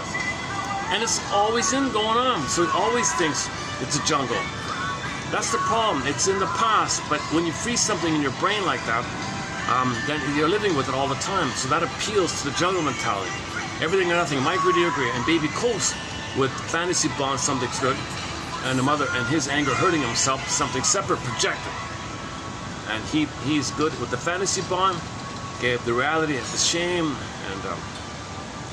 and his anger attacking himself, projected outwardly, and either or. So either or appeals to the setup that babies do either or. Babies cannot handle ambivalence with the mother. Babies don't understand the mother's okay, makes a mistake a few times. No, perfect or nothing, everything or nothing, either or. Babies do either or. Babies cannot do confusion, ambivalence, third side of the coin, both and. Mother's loving, the next minute she's on the phone. You're abandoning me, you're rejecting me, he's gonna die, monster, filling in. Either or, click, click, splits it and then projects one side, holds on to one side, either or thinking. And either or thinking does this. Either or thinking means, I'm right, you're wrong. I'm good, you're bad. You know, these guys. So when couples argue though, if it's a couple of marriage like that, if two narcissists get married, I'm right, you're wrong, no, I'm right, you're wrong, and they might do this kind of thing. And all the tension that's going on with this will either be devoted to blaming something on the outside, and that's how they get along. So you might have a couple who are narcissists, and they go to they join a club or something, and the whole thing is about saying someone on the outside is bad, they feel a little better. Tension release. It's defense mechanism. Or they scapegoat the kid, or they do both. They scapegoat the kid and they go to the club thing. And they got so much hate amongst themselves, right?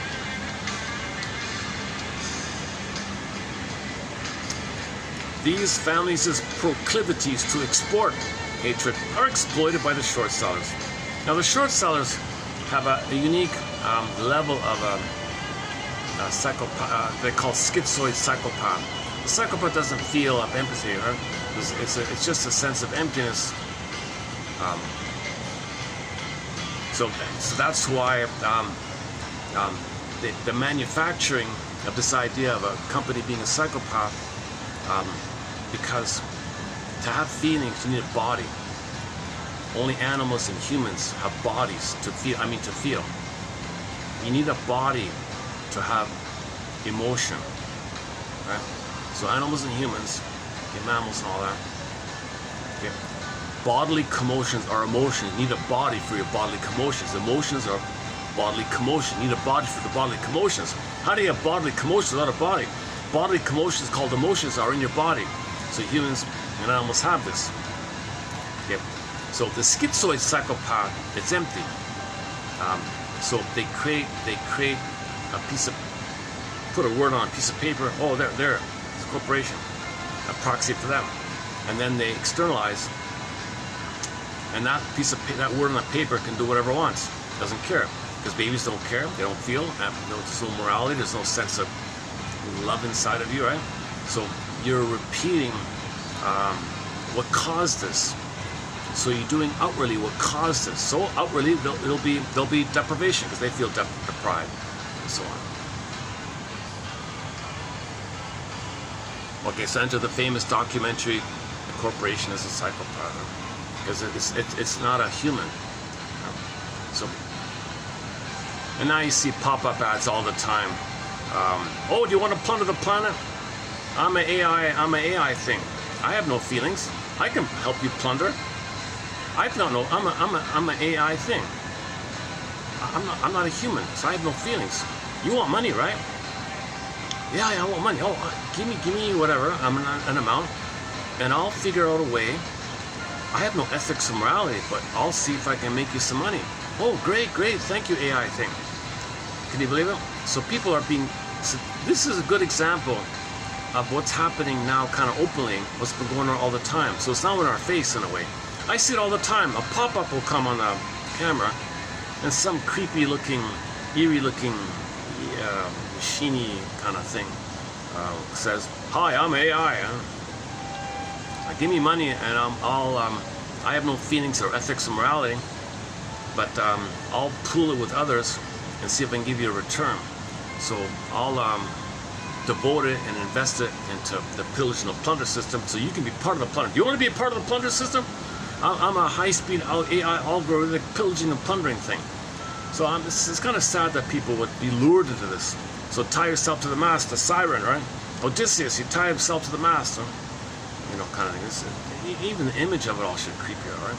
People are, you see the people being persuaded. They put hands on people in there.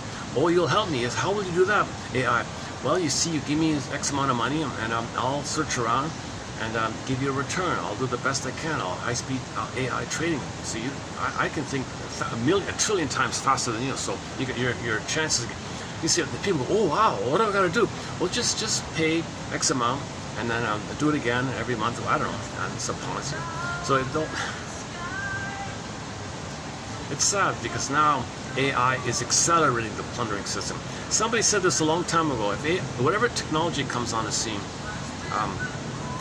the tendency is to accelerate what you're already doing. If we're already plundering the planet for quick buck, AI will just accelerate the plundering of the quick buck. And now everybody can just on their phone plunder the planet for a quick buck. So if you got millions of people feeding into this plundering machine, you know, it's a psychopath, doesn't care, it's just plundering. What's the effect?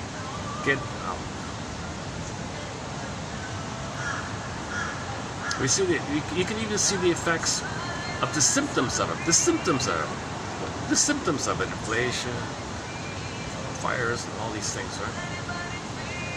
Ironically, some people call the plunder system the fire sector. Finance, insurance, real estate. Ironically. That's just a coincidence.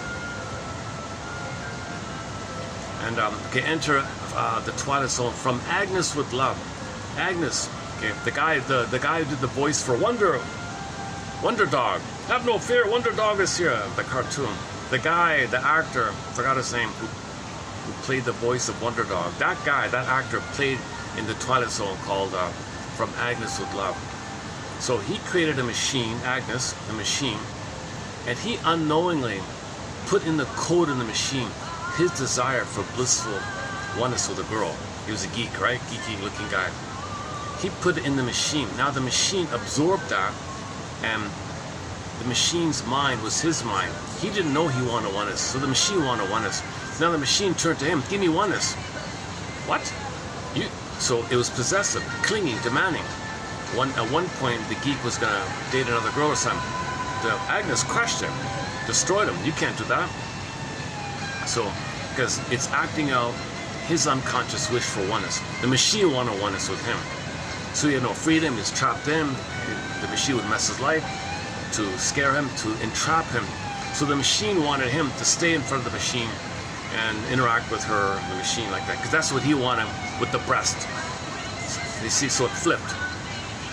So the machine became him, and he became his own breast. And the machine is him, controlling him, using him as his own mother. Called the Matrix. Matrix means womb or oneness with the mother. Does anybody know?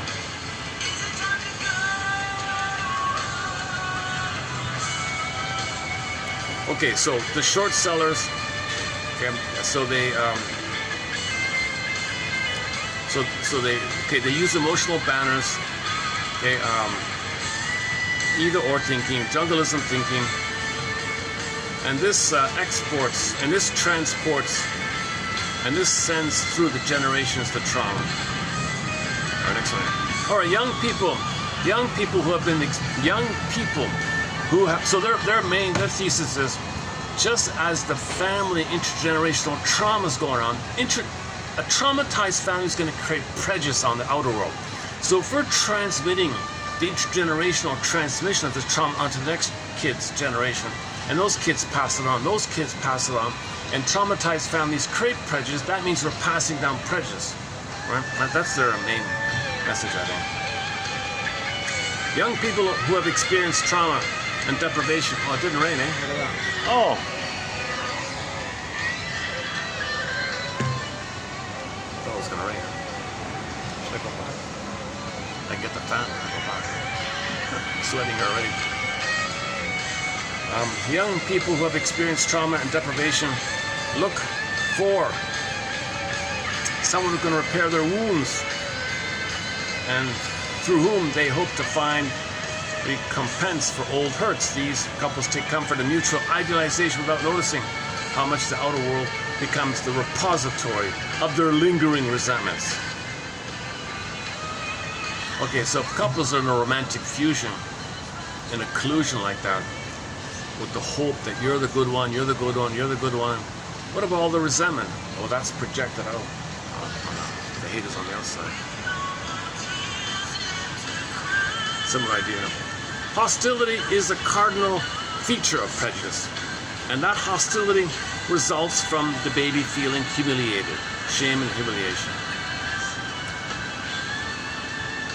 Yesterday there was a quote about the guy said he didn't call the guy committing the crime a crime of passion, he called it a crime of humiliation.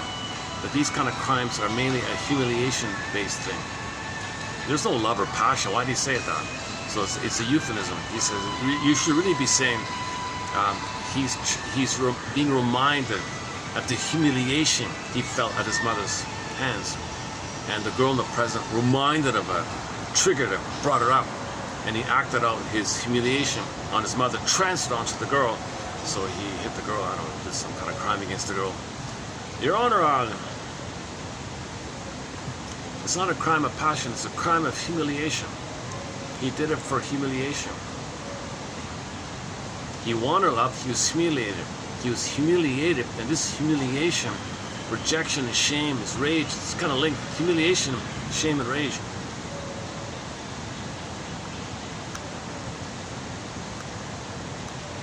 Now, most people are disappointed, okay, move on, kind of thing. But some people who never felt any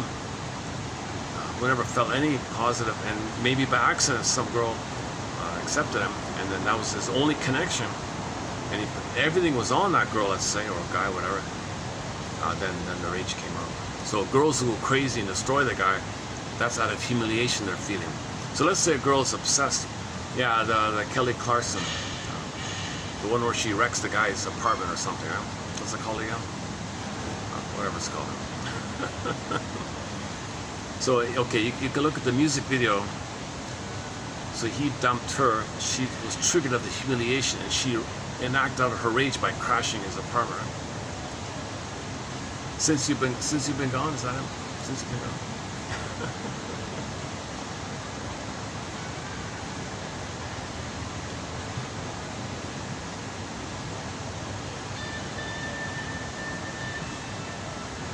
Another one I forgot. Young people who have experienced trauma and deprivation look for someone who can repair their wounds and through whom they hope to find recompense for old hurts. These couples take comfort in mutual idealization without noticing how much their outer world becomes the repository for their lingering resentments. Our next scenario. Okay, the Sharps say that prejudice is an attitude of mind, irrational hostility, okay, directed to some quote-unquote social category. It features many psychological factors.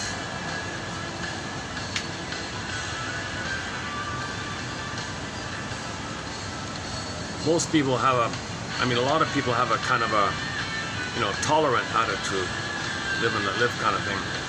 But the prejudice can range from the segregation and putting indigenous people in segregated, and then dumping pollutions around them, destroying their water.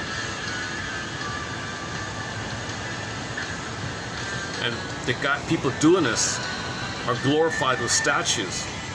Can you believe there's a huge statue? And he said, it's okay, they have a shade of brown tone of skin.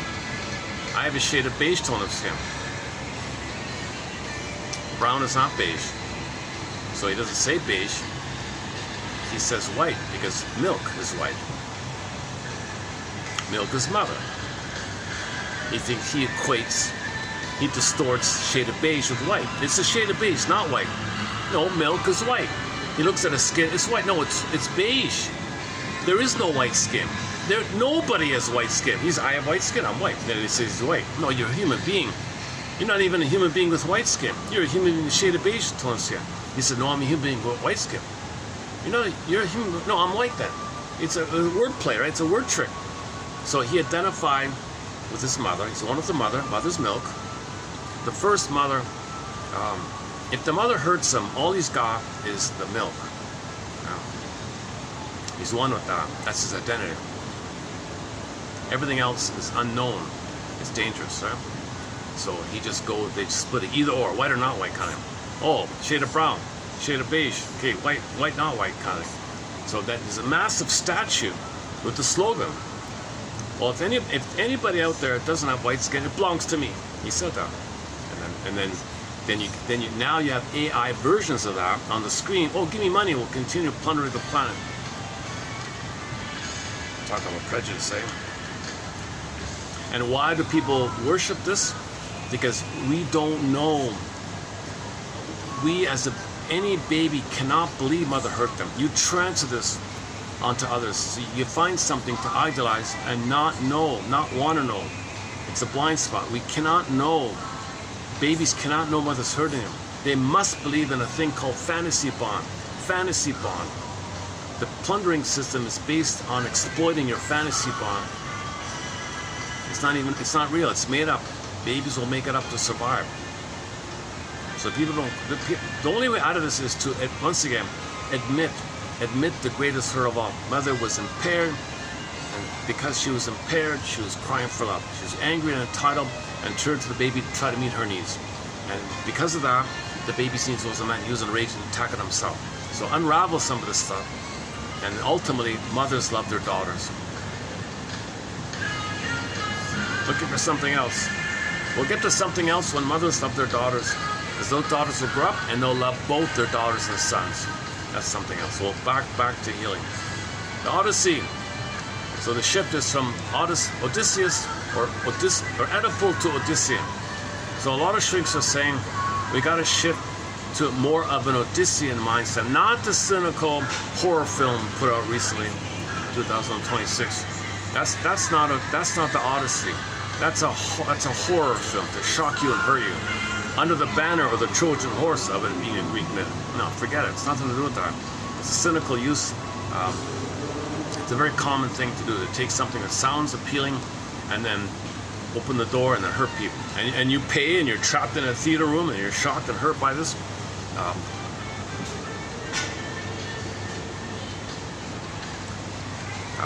That's why I say, so go to Armand Assante.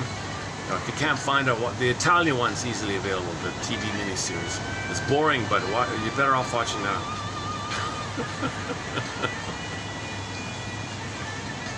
All the others are horror or glorification of violence. Or silly kids nonsense, whatever. Where are we here?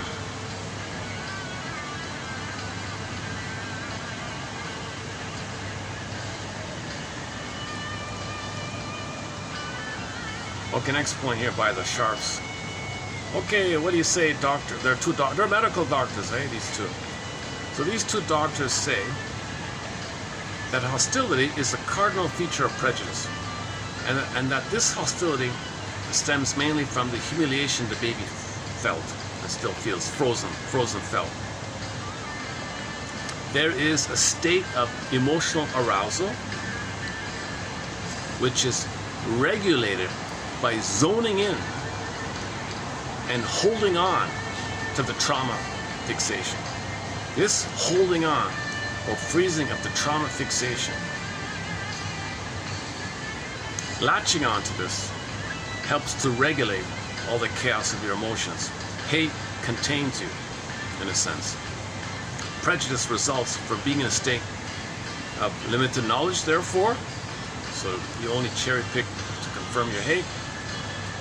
So prejudice results from a state of limited knowledge, so you're one-track mind kind of thing. Okay, so there's a problem there. It leads to people making wrong conclusions and jumping to all this stuff about. Let's skip all that part here. Where are we? Okay, there's a discussion between sometimes. Let's leave it there. Hang on. Next part here. Okay, here's the key part here. There are various defenses at play in the creation of prejudice. From an object relations point of view, we see prejudice as arising from the use of the defenses of displacement, projection, and projective identification. This is the common one. So baby's angry at the mother. No, mother must be good. Put it onto something else. Okay, that's displacement, project it, and coax them to play the role and externalize it and act it out on the outside. That's a common traditional one, right? In projection, the self sees discomfort emanating from the other, not you.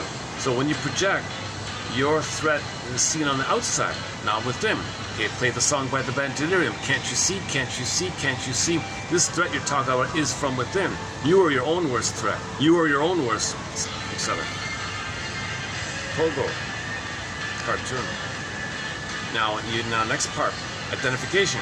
In projective identification, disavowed and hated parts of the self are then discovered. Oh, you identified in others. I see it in you then. Make it up. And then you deal with the thing about you as if it belongs to them. Cherished parts of the self are also projected onto the other, in which case the other is then idealized. Okay, so you project both sides. Now here's the outer point here. Here's the outer point. It's the same thing, but just a little nuanced way of saying it. In Kohut's self-psychology theory, when there is a failure of attunement in the mother-infant relationship, okay, attunement. Mother's supposed to be on the same page, a tune, same tune, musical. Rhythm of bliss, rhythm of safety, same tune, attrainment, train track, flow, a tune. Okay, rhythmic. Baby, mother, mother, baby, baby, mother, mother, baby, oh, they were even 1, 2, 3, ABC. Okay, it kind of continues from the womb. Baby, cord, placenta, mother, mother, placenta, cord, baby, baby, placenta, cord, placenta, mother, mother, placenta, cord, baby, baby, placenta, cord, okay, cord, 3 veins, okay, melodic, okay, pulsing of the cord, heartbeat, mother. It's all melodic. First music's mother, music's the first mother in the womb. You want that musical mother quality to continue, called attunement, in tune. Attunement, entrainment, okay. This is called mirror. Another term for this is called mirroring. Not just mirroring, but the whole maternal attunement is reverie and mirroring and love and understanding. It's also known as, but they use the jargon mirror. When they say mirror, they mean it kind of like this more deeper gestalt kind of thing. Okay, so when there is a failure of attunement, okay, this back and forth rhythm. When there's a failure of attunement in the mother-infant relationship, deprivation, okay, then leads to the child's feeling of basic trust broken, insecurity. Oh, the film, insecurity. That means the child's sense of self didn't materialize or metabolize or didn't form or something. Part of the self is not metabolized and lives inside of you as some icky thing, right? That needs then to be projected. By doing this, you hold on to what little you have, kind of thing. And this takes the form, and this is seen as a way to regulate anxiety by anger on the outside, vindictiveness and hate and rage and shame and revenge on the outside for the shame you feel on the inside. So revenge is a cloak for the shame on the inside. Can't you see, can't you see, can't you see? Anger is a cloak for your shame. Okay, as I understand it, okay, so object relations theory, it has more of a sense of things being developed, right? A sense of some things in your mind that's taken place, right? It's failed, but there's some kind of structure in there. Self-psychology means there's not enough structure in you. There's not enough sense of self. So you're being held in an undeveloped state, and what's meant to love you is missing, and that missingness is the quote-unquote strange thing or something, quote-unquote threat or whatever, and you project it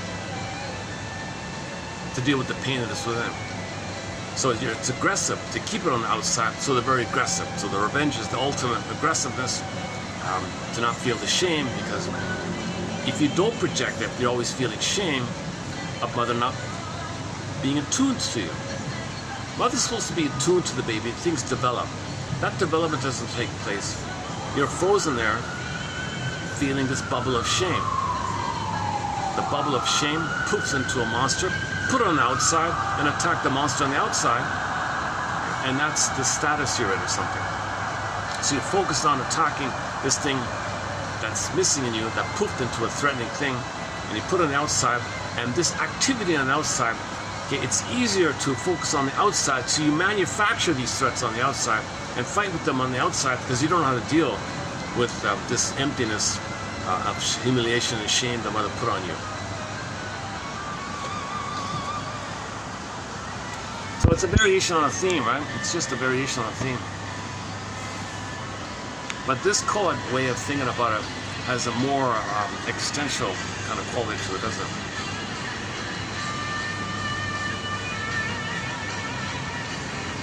Boy, it didn't rain, eh? Look at that.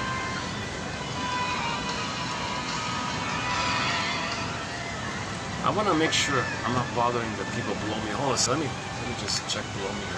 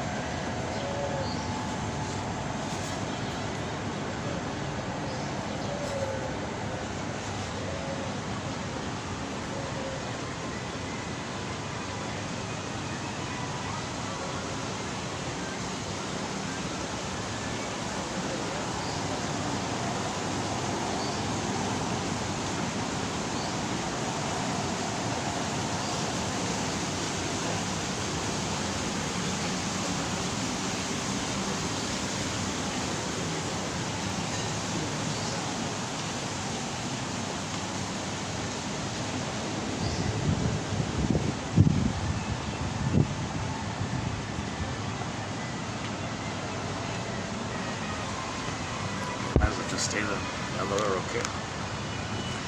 Okay.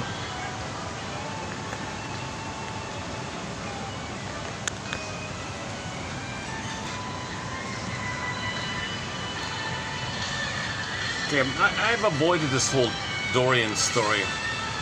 I think I have one quote on the Dorian story here, but just by accident I came across somebody referencing it in their discussion on narcissism, which is one of our topics, narcissism. So the Dorian story, according to her, is a variation or a version of the narcissistic issue here. Right? Her way of saying is, adds a little point here. Okay, so Dorian Gray, so this character Dorian, who is modeled on the narcissist story, this guy is in love with his own image. Okay, so instead of the reflection in the water, it's this painting in the room or something. So, same way, it's a fixed kind of painting. It doesn't. But yeah, so here's the variation, right? So he's fixed.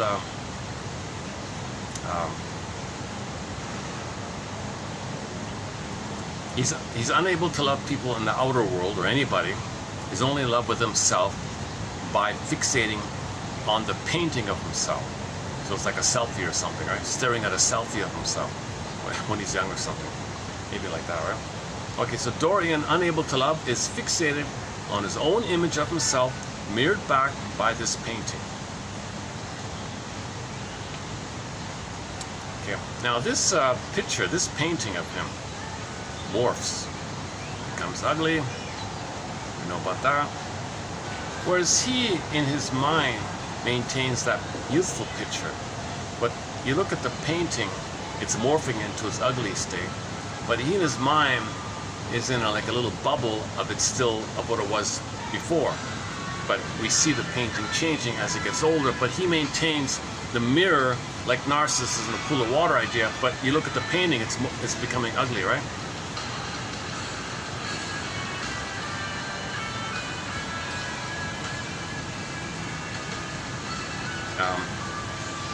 The picture of Dorian ages and becomes like that. All right. Whereas in life, he remains indifferent, thinks he's so amazing. He's cold, he's ruthless, he's a cold character, he's a narcissist, he's a hardcore narcissist, but he thinks he's this handsome boy or whatever.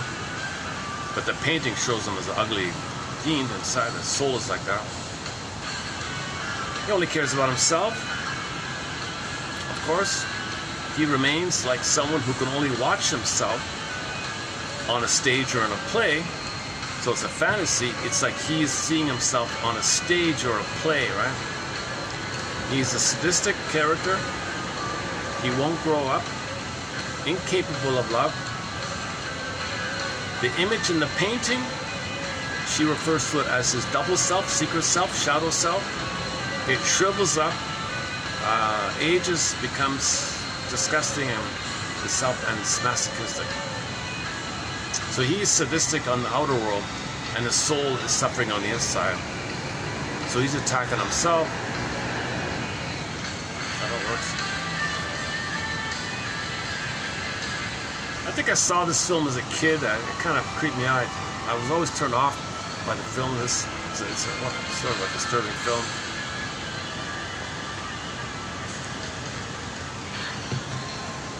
So in the myth, Narcissus sees his reflection.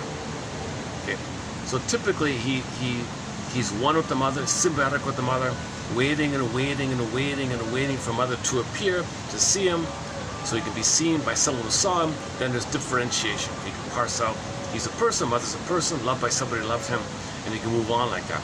That was failed. Mother hurt him. So he holds on to the blissful oneness. It's splits off, so the split off is the Dorian, the ugly painting, the soul. But anyways, he's on the one side, staying in that kind of state. So in the narcissism, the soul turned to stone in the statue. That echo of the soul, which would have been the painting in this one here, became a statue, like a hard stone in the forest. He turned into the flower, still diluted thing like that. But the soul became like a stone. So variation. He thinks he's special. Meanwhile, the soul either turned to stone or the ugly painting in this story here. So it means we live in two worlds.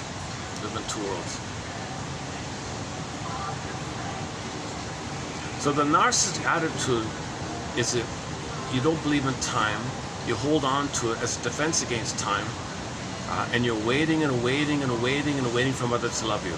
Meanwhile, your soul, you're getting older, you're ignoring your soul. That means you're masochistic to your soul, and you're negative on the outside, you're hurting your inside, you're hurting yourself, like that, right? So the painting reflects the self-hurt, the self-harm, and that's the painting idea. He never faced himself, he never learned about himself, just like the Narcissus myth. He was oblivious to it, he was soul blind to it all. He turned into the flower. Now, Peer Gynt, the evolution is Peer Gynt. At the end of the story, it says, hey, something's wrong here. What's going on here? Solvik, my soul, where have you been all my life? Are you kidding? I've been here all around. You kept running away. So there's some evolution with the Ibsen story, the Peer Gynt. The Odyssean story is a successful outcome. The Odyssey, of course. And yesterday we had a quote about the Gwendolyn story. She had a successful outcome. So she learned to have neutrality. The story about the seeds, the lady had to divide the seeds and have a broader perspective from a bird's eye view, and be delicate about her power. The image of the gold on the thorns on the rose bush, just a little bits of power, perspective. Either divide the seed and set boundary. That's what the counts to.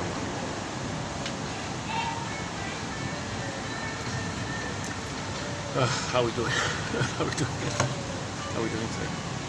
I think I was in a fun mood yesterday at the park here. I've been a little,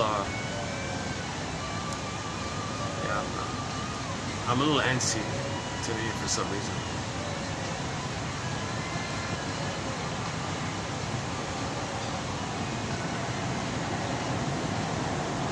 even though there were a few interruptions at the park was pretty good because I could move around a bit. There's more space. But this is a great spot too. You know? Okay,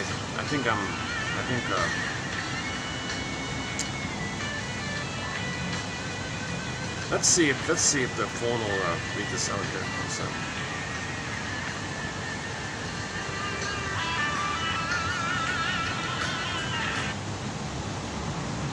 Hopefully it'll read out. Let's see.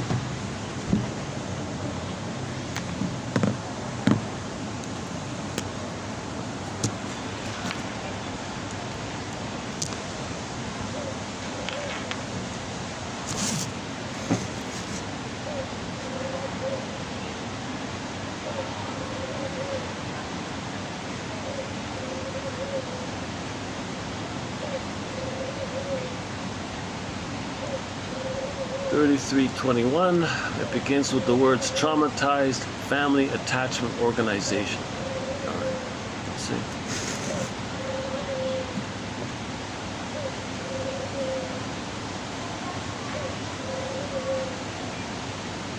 Traumatized family attachment organization is the initial condition that fosters a repetitive pattern of externalization of hatred and blaming of others. As traumatized individuals grow and form families themselves, a cycle continues in which hatred is split off and projected outside the individual and the family. These families' proclivities to export hatred are exploited by short sellers, who gather them under emotional banners, socialize the hatred and dehumanization of others, and transport trauma through succeeding generations of families/young people who have experienced trauma and deprivation look for someone who can repair their wounds, and through whom they hope to find recompense for old hurts. These couples take comfort in mutual idealization, without noticing how much the outer world becomes the repository of their lingering resentments/prejudices, an attitude of mind and behavior, full of irrational hostility, and at times violence, toward a particular social category. It features social and psychological factors. Reactions to prejudice range from tolerance, a live and let live outlook, to segregation/hostility is a cardinal feature of prejudice, and that hostility results from fear, shame, and humiliation. There is a state of affective arousal, which is regulated by zeroing in on and holding on to a fixed thought. Thinking in general is obliterated, but one thought is presented, is latched onto, and this helps to regulate affect. Prejudice results from being in a state of limited knowledge. First impressions occur, and almost immediately we jump to conclusions. First impressions are treated as if they are complete, and are not subjected to checking, process, and review. The premature conclusion may reduce the object to a devalued or idealized part object against which a mental attitude of prejudice develops. Identifying with the part object, which can occur if there is no alternative object to identify with, leads to identification with the prejudice that has been addressed toward the object / there are various defenses at play in the creation of prejudice. From an object relations point of view, we see prejudice as arising from the use of the defenses of displacement, projection, and projective identification. In displacement, an unpleasant thought or impulse is transferred to another object, seen then as the source of discomfort, so as to disguise its origin. In projection, the self sees discomfort emanating from the other, not the self, and blames the other for it.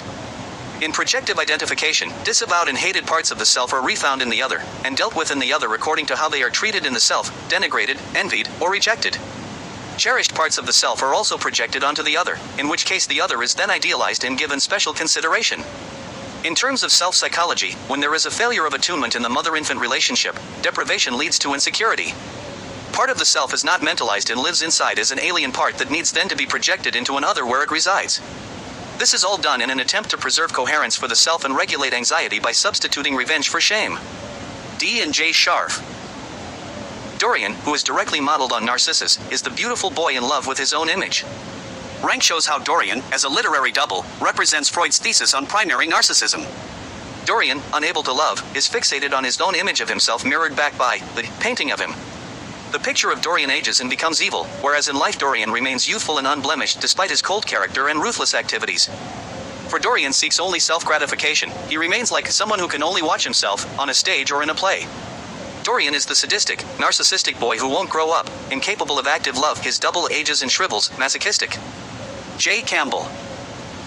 TQ 3321.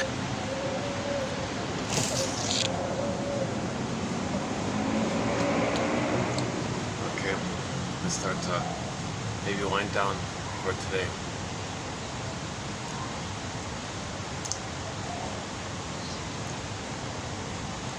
Yesterday, 3320. Myth translates universal unconscious constellations and gives them voice and shape. Yeah, so once again, all this talk about myth recently, they're metaphors for psychological dynamics on the inside in the unconscious, like dreams. You interpret a myth or a fairy tale in the same manner you interpret a dream. They're dreams, they're really, right? So when you wake up in the morning, scribble some notes, it's your unconscious saying to you, it's Poseidon saying to you, or Hermes saying to you, from the gods, you're nothing but the gods, it's like this in your soul today. It's a report card. It's a report card of your soul life. What's going on inside. It's like this in your real world. You're with the real you. It's like this with your damaged feeling self. It's like this in your real you. You're nothing without this messaging, without this energy going on. So it's a letter. These letters, your notes from the morning nightstand notes, what you remember, scribble down. You say to yourself, it's like this in my soul today. The unconscious says, yes, it's like this in your soul today. So look for the pattern. It's usually about a relational theme, some kind of relational thing going on. You try to connect what happened in fear and you woke up. There's an emotion about it. So if you make progress in the day, you might get a dream that reflects it. If something wrong happens in the day, you might get a dream that reminds you of a painful thing. So it's just trying to reveal to you, make the unconscious conscious. That's the waters, that's the flux inside. That's what Poseidon said, you're nothing without this flux, this energy. So the myths we create are communicative of this inner life, right?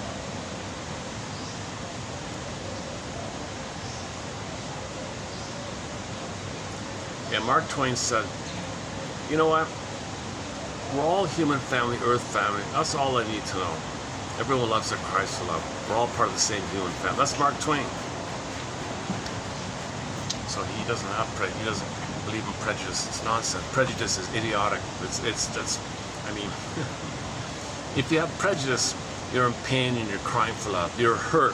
Prejudice means the person's hurt in an immense amount of pain, enraged and entitled and desperate for love. But the hate is so strong, and you want to take out your own hate, attacking yourself, fight with your hate. Now you're in revenge mode with your own hate at yourself, saying back off. So the revenge is like something is attacked. You're attacking yourself. You're attacking people attacking outwardly. They're attacking themselves, but the attack on themselves is the cry for mother's love. So Mark Twain says, all you got to tell me is we're home. Here's a member of the earth family, human family, okay? And that's enough for him, he said. No, he doesn't care about the other stuff. Everything else is trivial biological variation, superficial, cosmetic kind of thing. And then he says here, yeah, so that's why we're learning about ourselves. Yesterday, the mental hygiene movement. Yeah. The present day concept of mental health has had a slow but growing acceptance.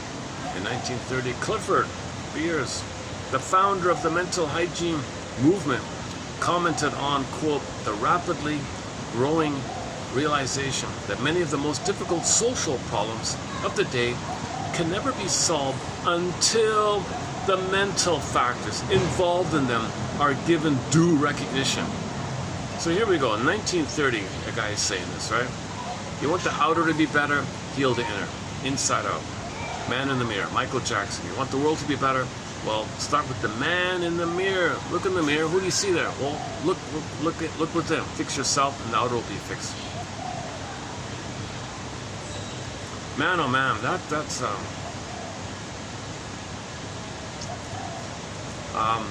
I hope people have enough feeling to not fall for this idea of giving your money to a psychopathic entity called the AI image or something, and it does what it wants, right? I mean, there's no,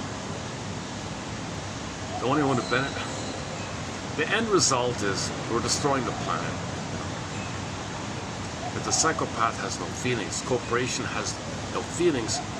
Corporations are psychopath because they're not a body. They're not a human body. You need a human body. So when you invent a corporation and give it the rights of a person, but they act like there's no body, so there's no feelings. So they act with no feelings, no empathy, no care. And then you say, well, give it the rights of a person, because people put their hope on it. But it's a split. See, you can see the split like that, right? Fragmentation.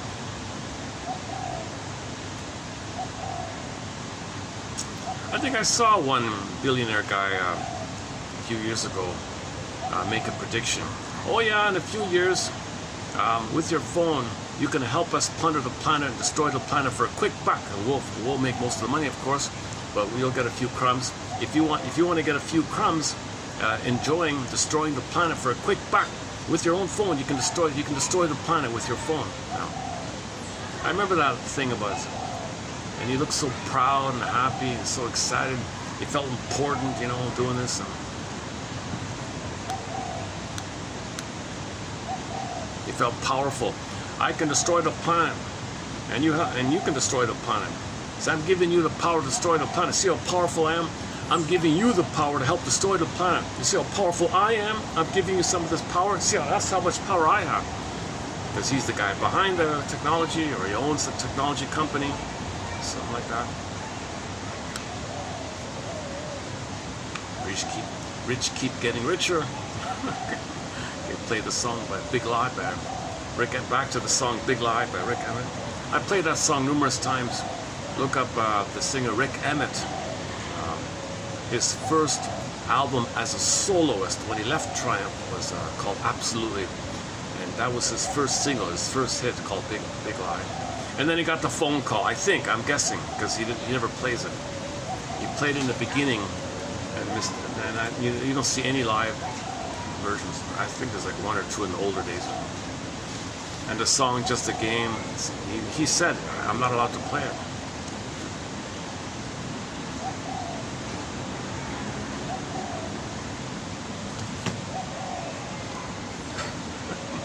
He's got a very strong wife who manages things, I guess.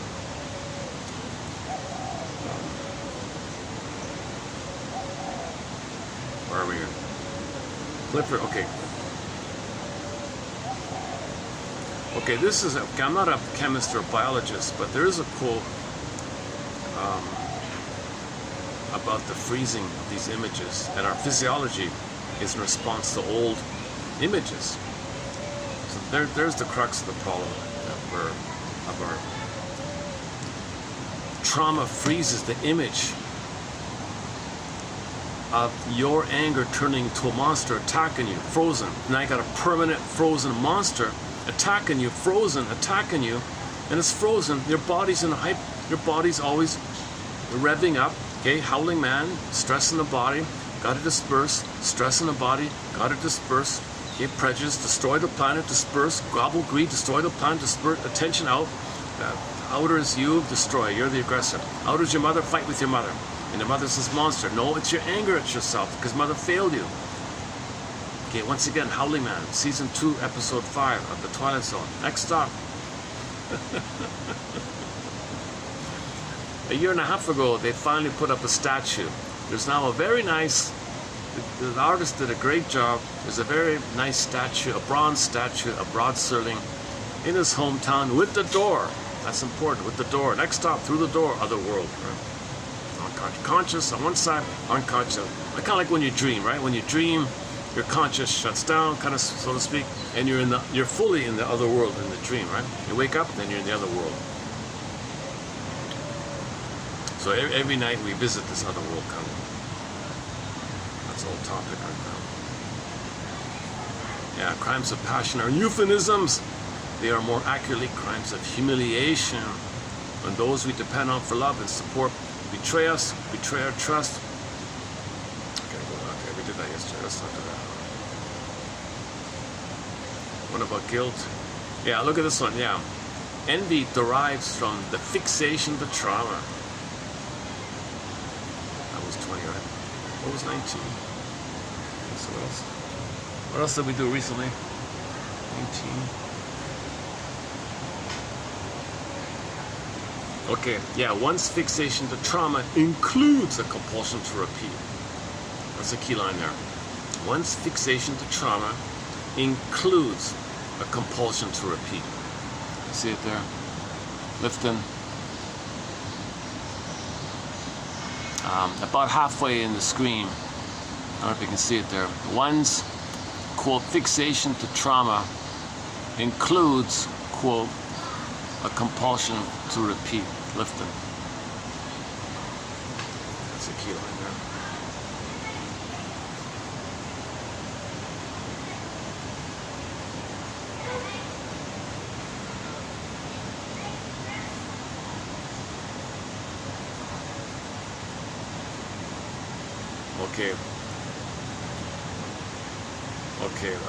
Okay, the romantic love one, the infatuation, Margaret Waller's one, yeah. Or the Gwendolyn, okay.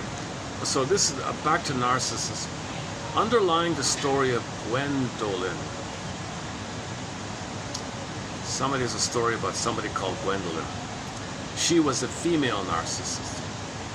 Gwendolyn is a female narcissist, self-centered and cold in her relationships with everybody. Unlike the story of Narcissus, however, who finally dies pining away for his own image, which is mother, one with the mother, still waiting. Gwendolyn is cured of her of her MPD, and begins to grow into a mature adult with the capacity to care for herself. So, for example, before, when she was riding the horse with the guy who was chasing her, this guy who was chasing her fell down, hurt himself, was in pain. All she thought was, I'm enjoying this horse ride. She was oblivious and indifferent to the pain of the fellow who fell off the horse and broke his leg or something. He was crying. I'm just enjoying this ride here. This is an extreme example, right?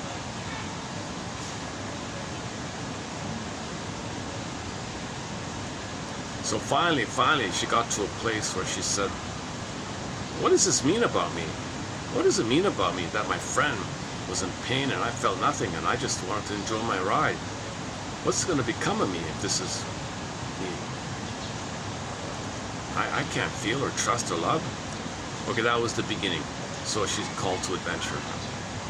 So she begins the hero's journey. At that moment, she realizes something's wrong. When Rex has a fall from his horse, Gwendolyn, unable to feel genuine concern for his welfare, thinks only of her own enjoyment of the ride. The narcissistic disorder has to do with the person's difficulties in completing that separation between self and parent images. You see, self and parent image, that's the pool of water reflection. You're one with him. You didn't get enough love to get out of that. You don't have the differentiation in your mind of self-representation, other representation. That only takes place when you're loved and feel safe to do so. If mother's hurting you, you're fused there, like the narcissist with, like the Gwendolyn story, like the Dorian story, like anybody who has lack of empathy for others, doesn't care, has all these jungle slogans, and thinks it's a jungle. Anybody who thinks it's a jungle all the time or is prejudiced all the time, it's narcissism. It's like this.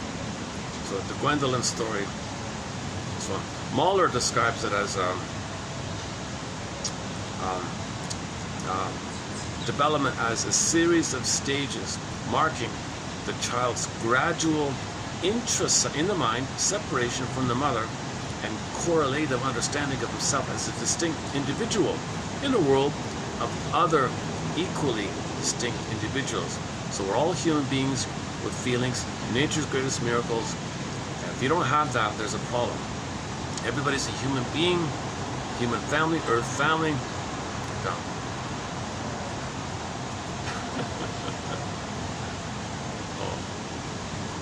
A squirrel managed to get in the bird. A squirrel managed to get in the bird cage there. Clever squirrel. It's probably eating some of the bird food. Oh, we played the song White Dove once. Yeah, White Dove. White Dove.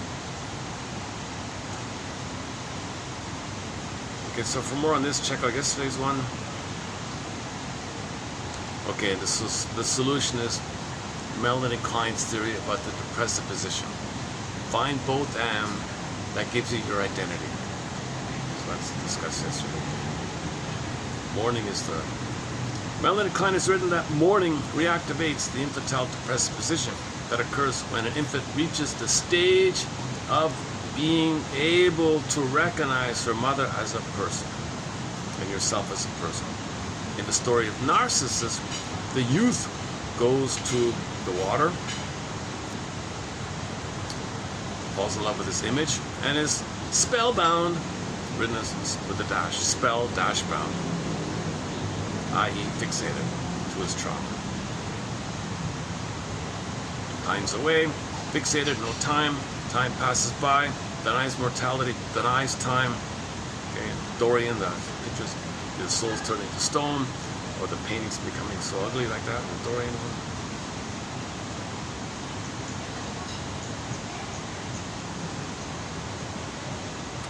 Okay, that was 19, right? What was 18? Let's see. We post a lot. We do post a lot of great quotes. Oh, okay, yeah. Ithaca, Circe. Okay, then the quotes before for the next week prior. It's Circe, okay, Scylla, the sea monster, Chabrus, the whirlpool, the Cyclops, Hades, underworld, Tiresias. Just the whole journey. It was fun talking about the Odyssey, all the seas. Oh, and the myth. If you go to 18, yeah, you posted yesterday, 31:18. You'll get the quotes from about the psyche myth. Divide the seeds, bird's eye perspective. Okay, the gold, your power is just little bits of gold on the thorn, on the rose bush. You don't want to go near the ram and be a ram or be rammed. You just pick a little bit of the bits of gold on the thorn so the bird can pick it. And then being able to say no with your power, divide the seeds, okay, bird's eye perspective. That was her model. Okay. In other models, you got resolve either or thinking, get to both and, depressive. The someday complex, someday, give up the someday complex, that someday you'll get mother's love using a cookie, using food, using repetition.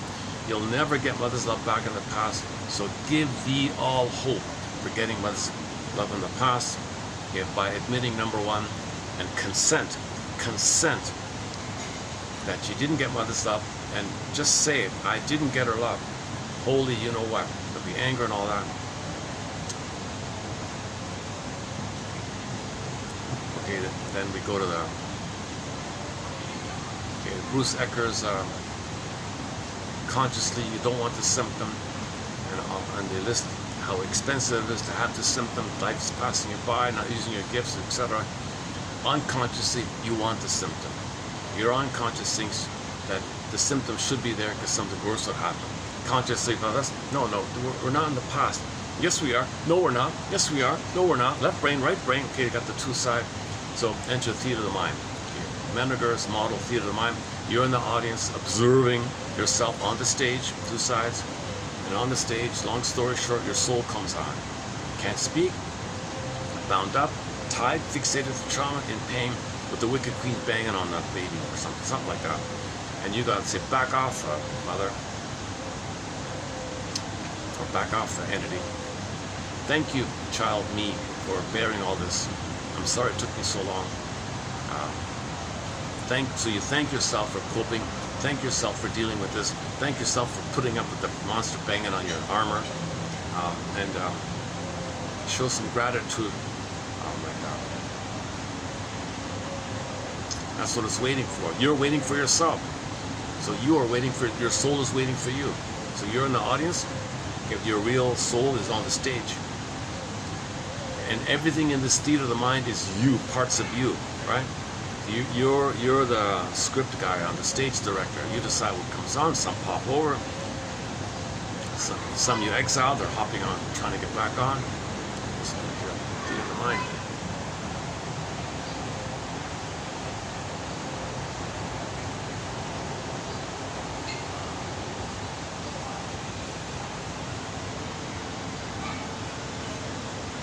phone's gonna cut out in about 10 minutes anyway, so.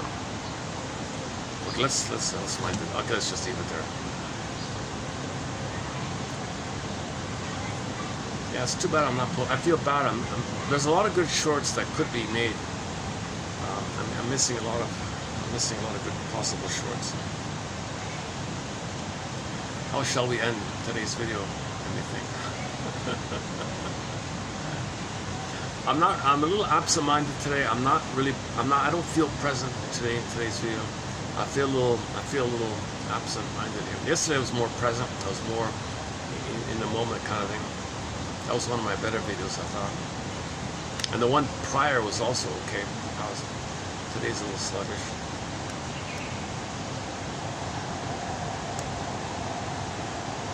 Although it's a nice venue, I'm just kind of enjoying this nice little venue here.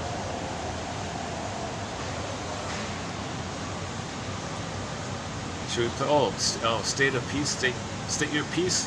That's not a bad song. Let's play the band Hootie and the Blowfish, 2005, Looking for Lucky album. I'm not really. Yeah, I like. Yesterday I talked about the song "State Your Peace." Not a bad little song. Oh, I might as well just play the. Oh, let's just do this. Let me just play that. A guy in the audience, way up in the rafters, filmed it from his phone. You don't see it too well, but the audio was clear enough. Now it's a copyrighted thing, but it'll get through. But I can't post more than a minute of it or something. Anyway, the song basically says, make an I statement. If you're in a relationship and you're not making an I statement, means state your peace, state your authentic, what's alive in you, what's real in you, and you were triggered, something reminded of the past, antecedent, unmet need in the past. Name the need, fear, I statement. It's coming up, share it, state your peace. It's a clean assertion. You're just saying that something happened and it reminds you of the past, and you share all that. Stating your peace, and it might improve the relationship. Maybe not. Maybe the relationship's going to break up anyways. But state your peace, and maybe you'll save the relationship. State means make an I statement. I'm just borrowing it for the idea to make an I statement. But a major topic here. So let's wrap up. Let's wrap up with this one here. What's that? What's it called again? State your peace. State your peace. Woody and the Blowfish. Let me just play the live one.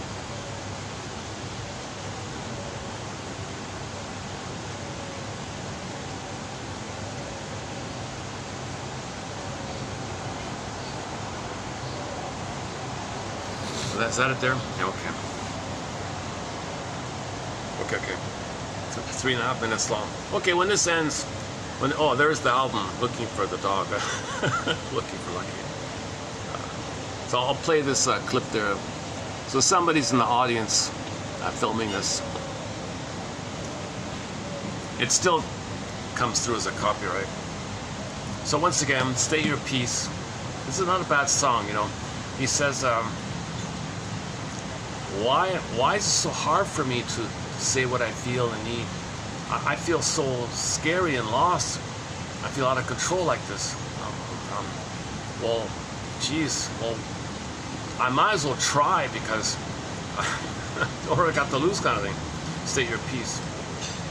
I'll play it with the bird there. Yeah, let's play it with the bird, and I'll wrap it up. I'll wrap this up when the song ends.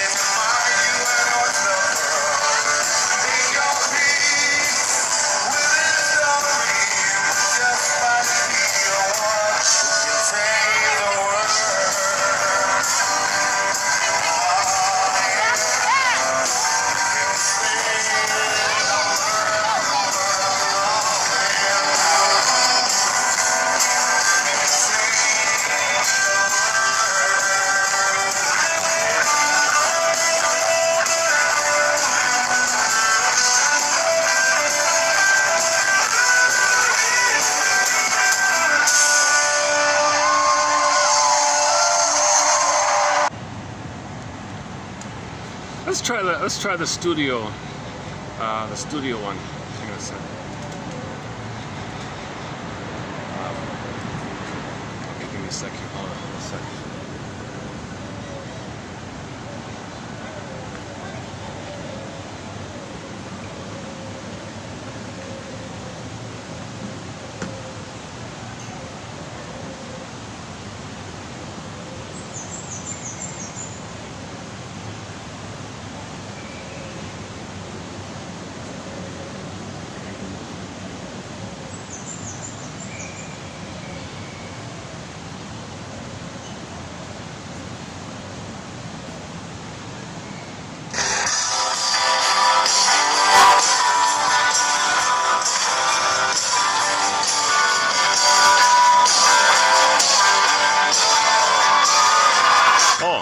That's the same live one, right? Oh, hold on. Let's try that again. Hold on a second. Oh, here we go.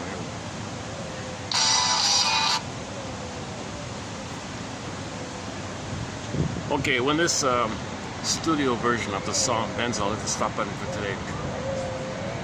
Okay, submitted for your approval consideration. Should you choose to accept it?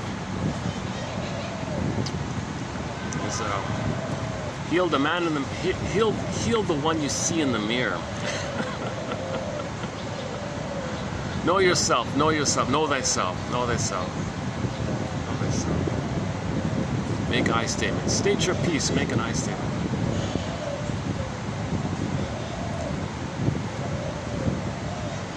Okay, see you next time.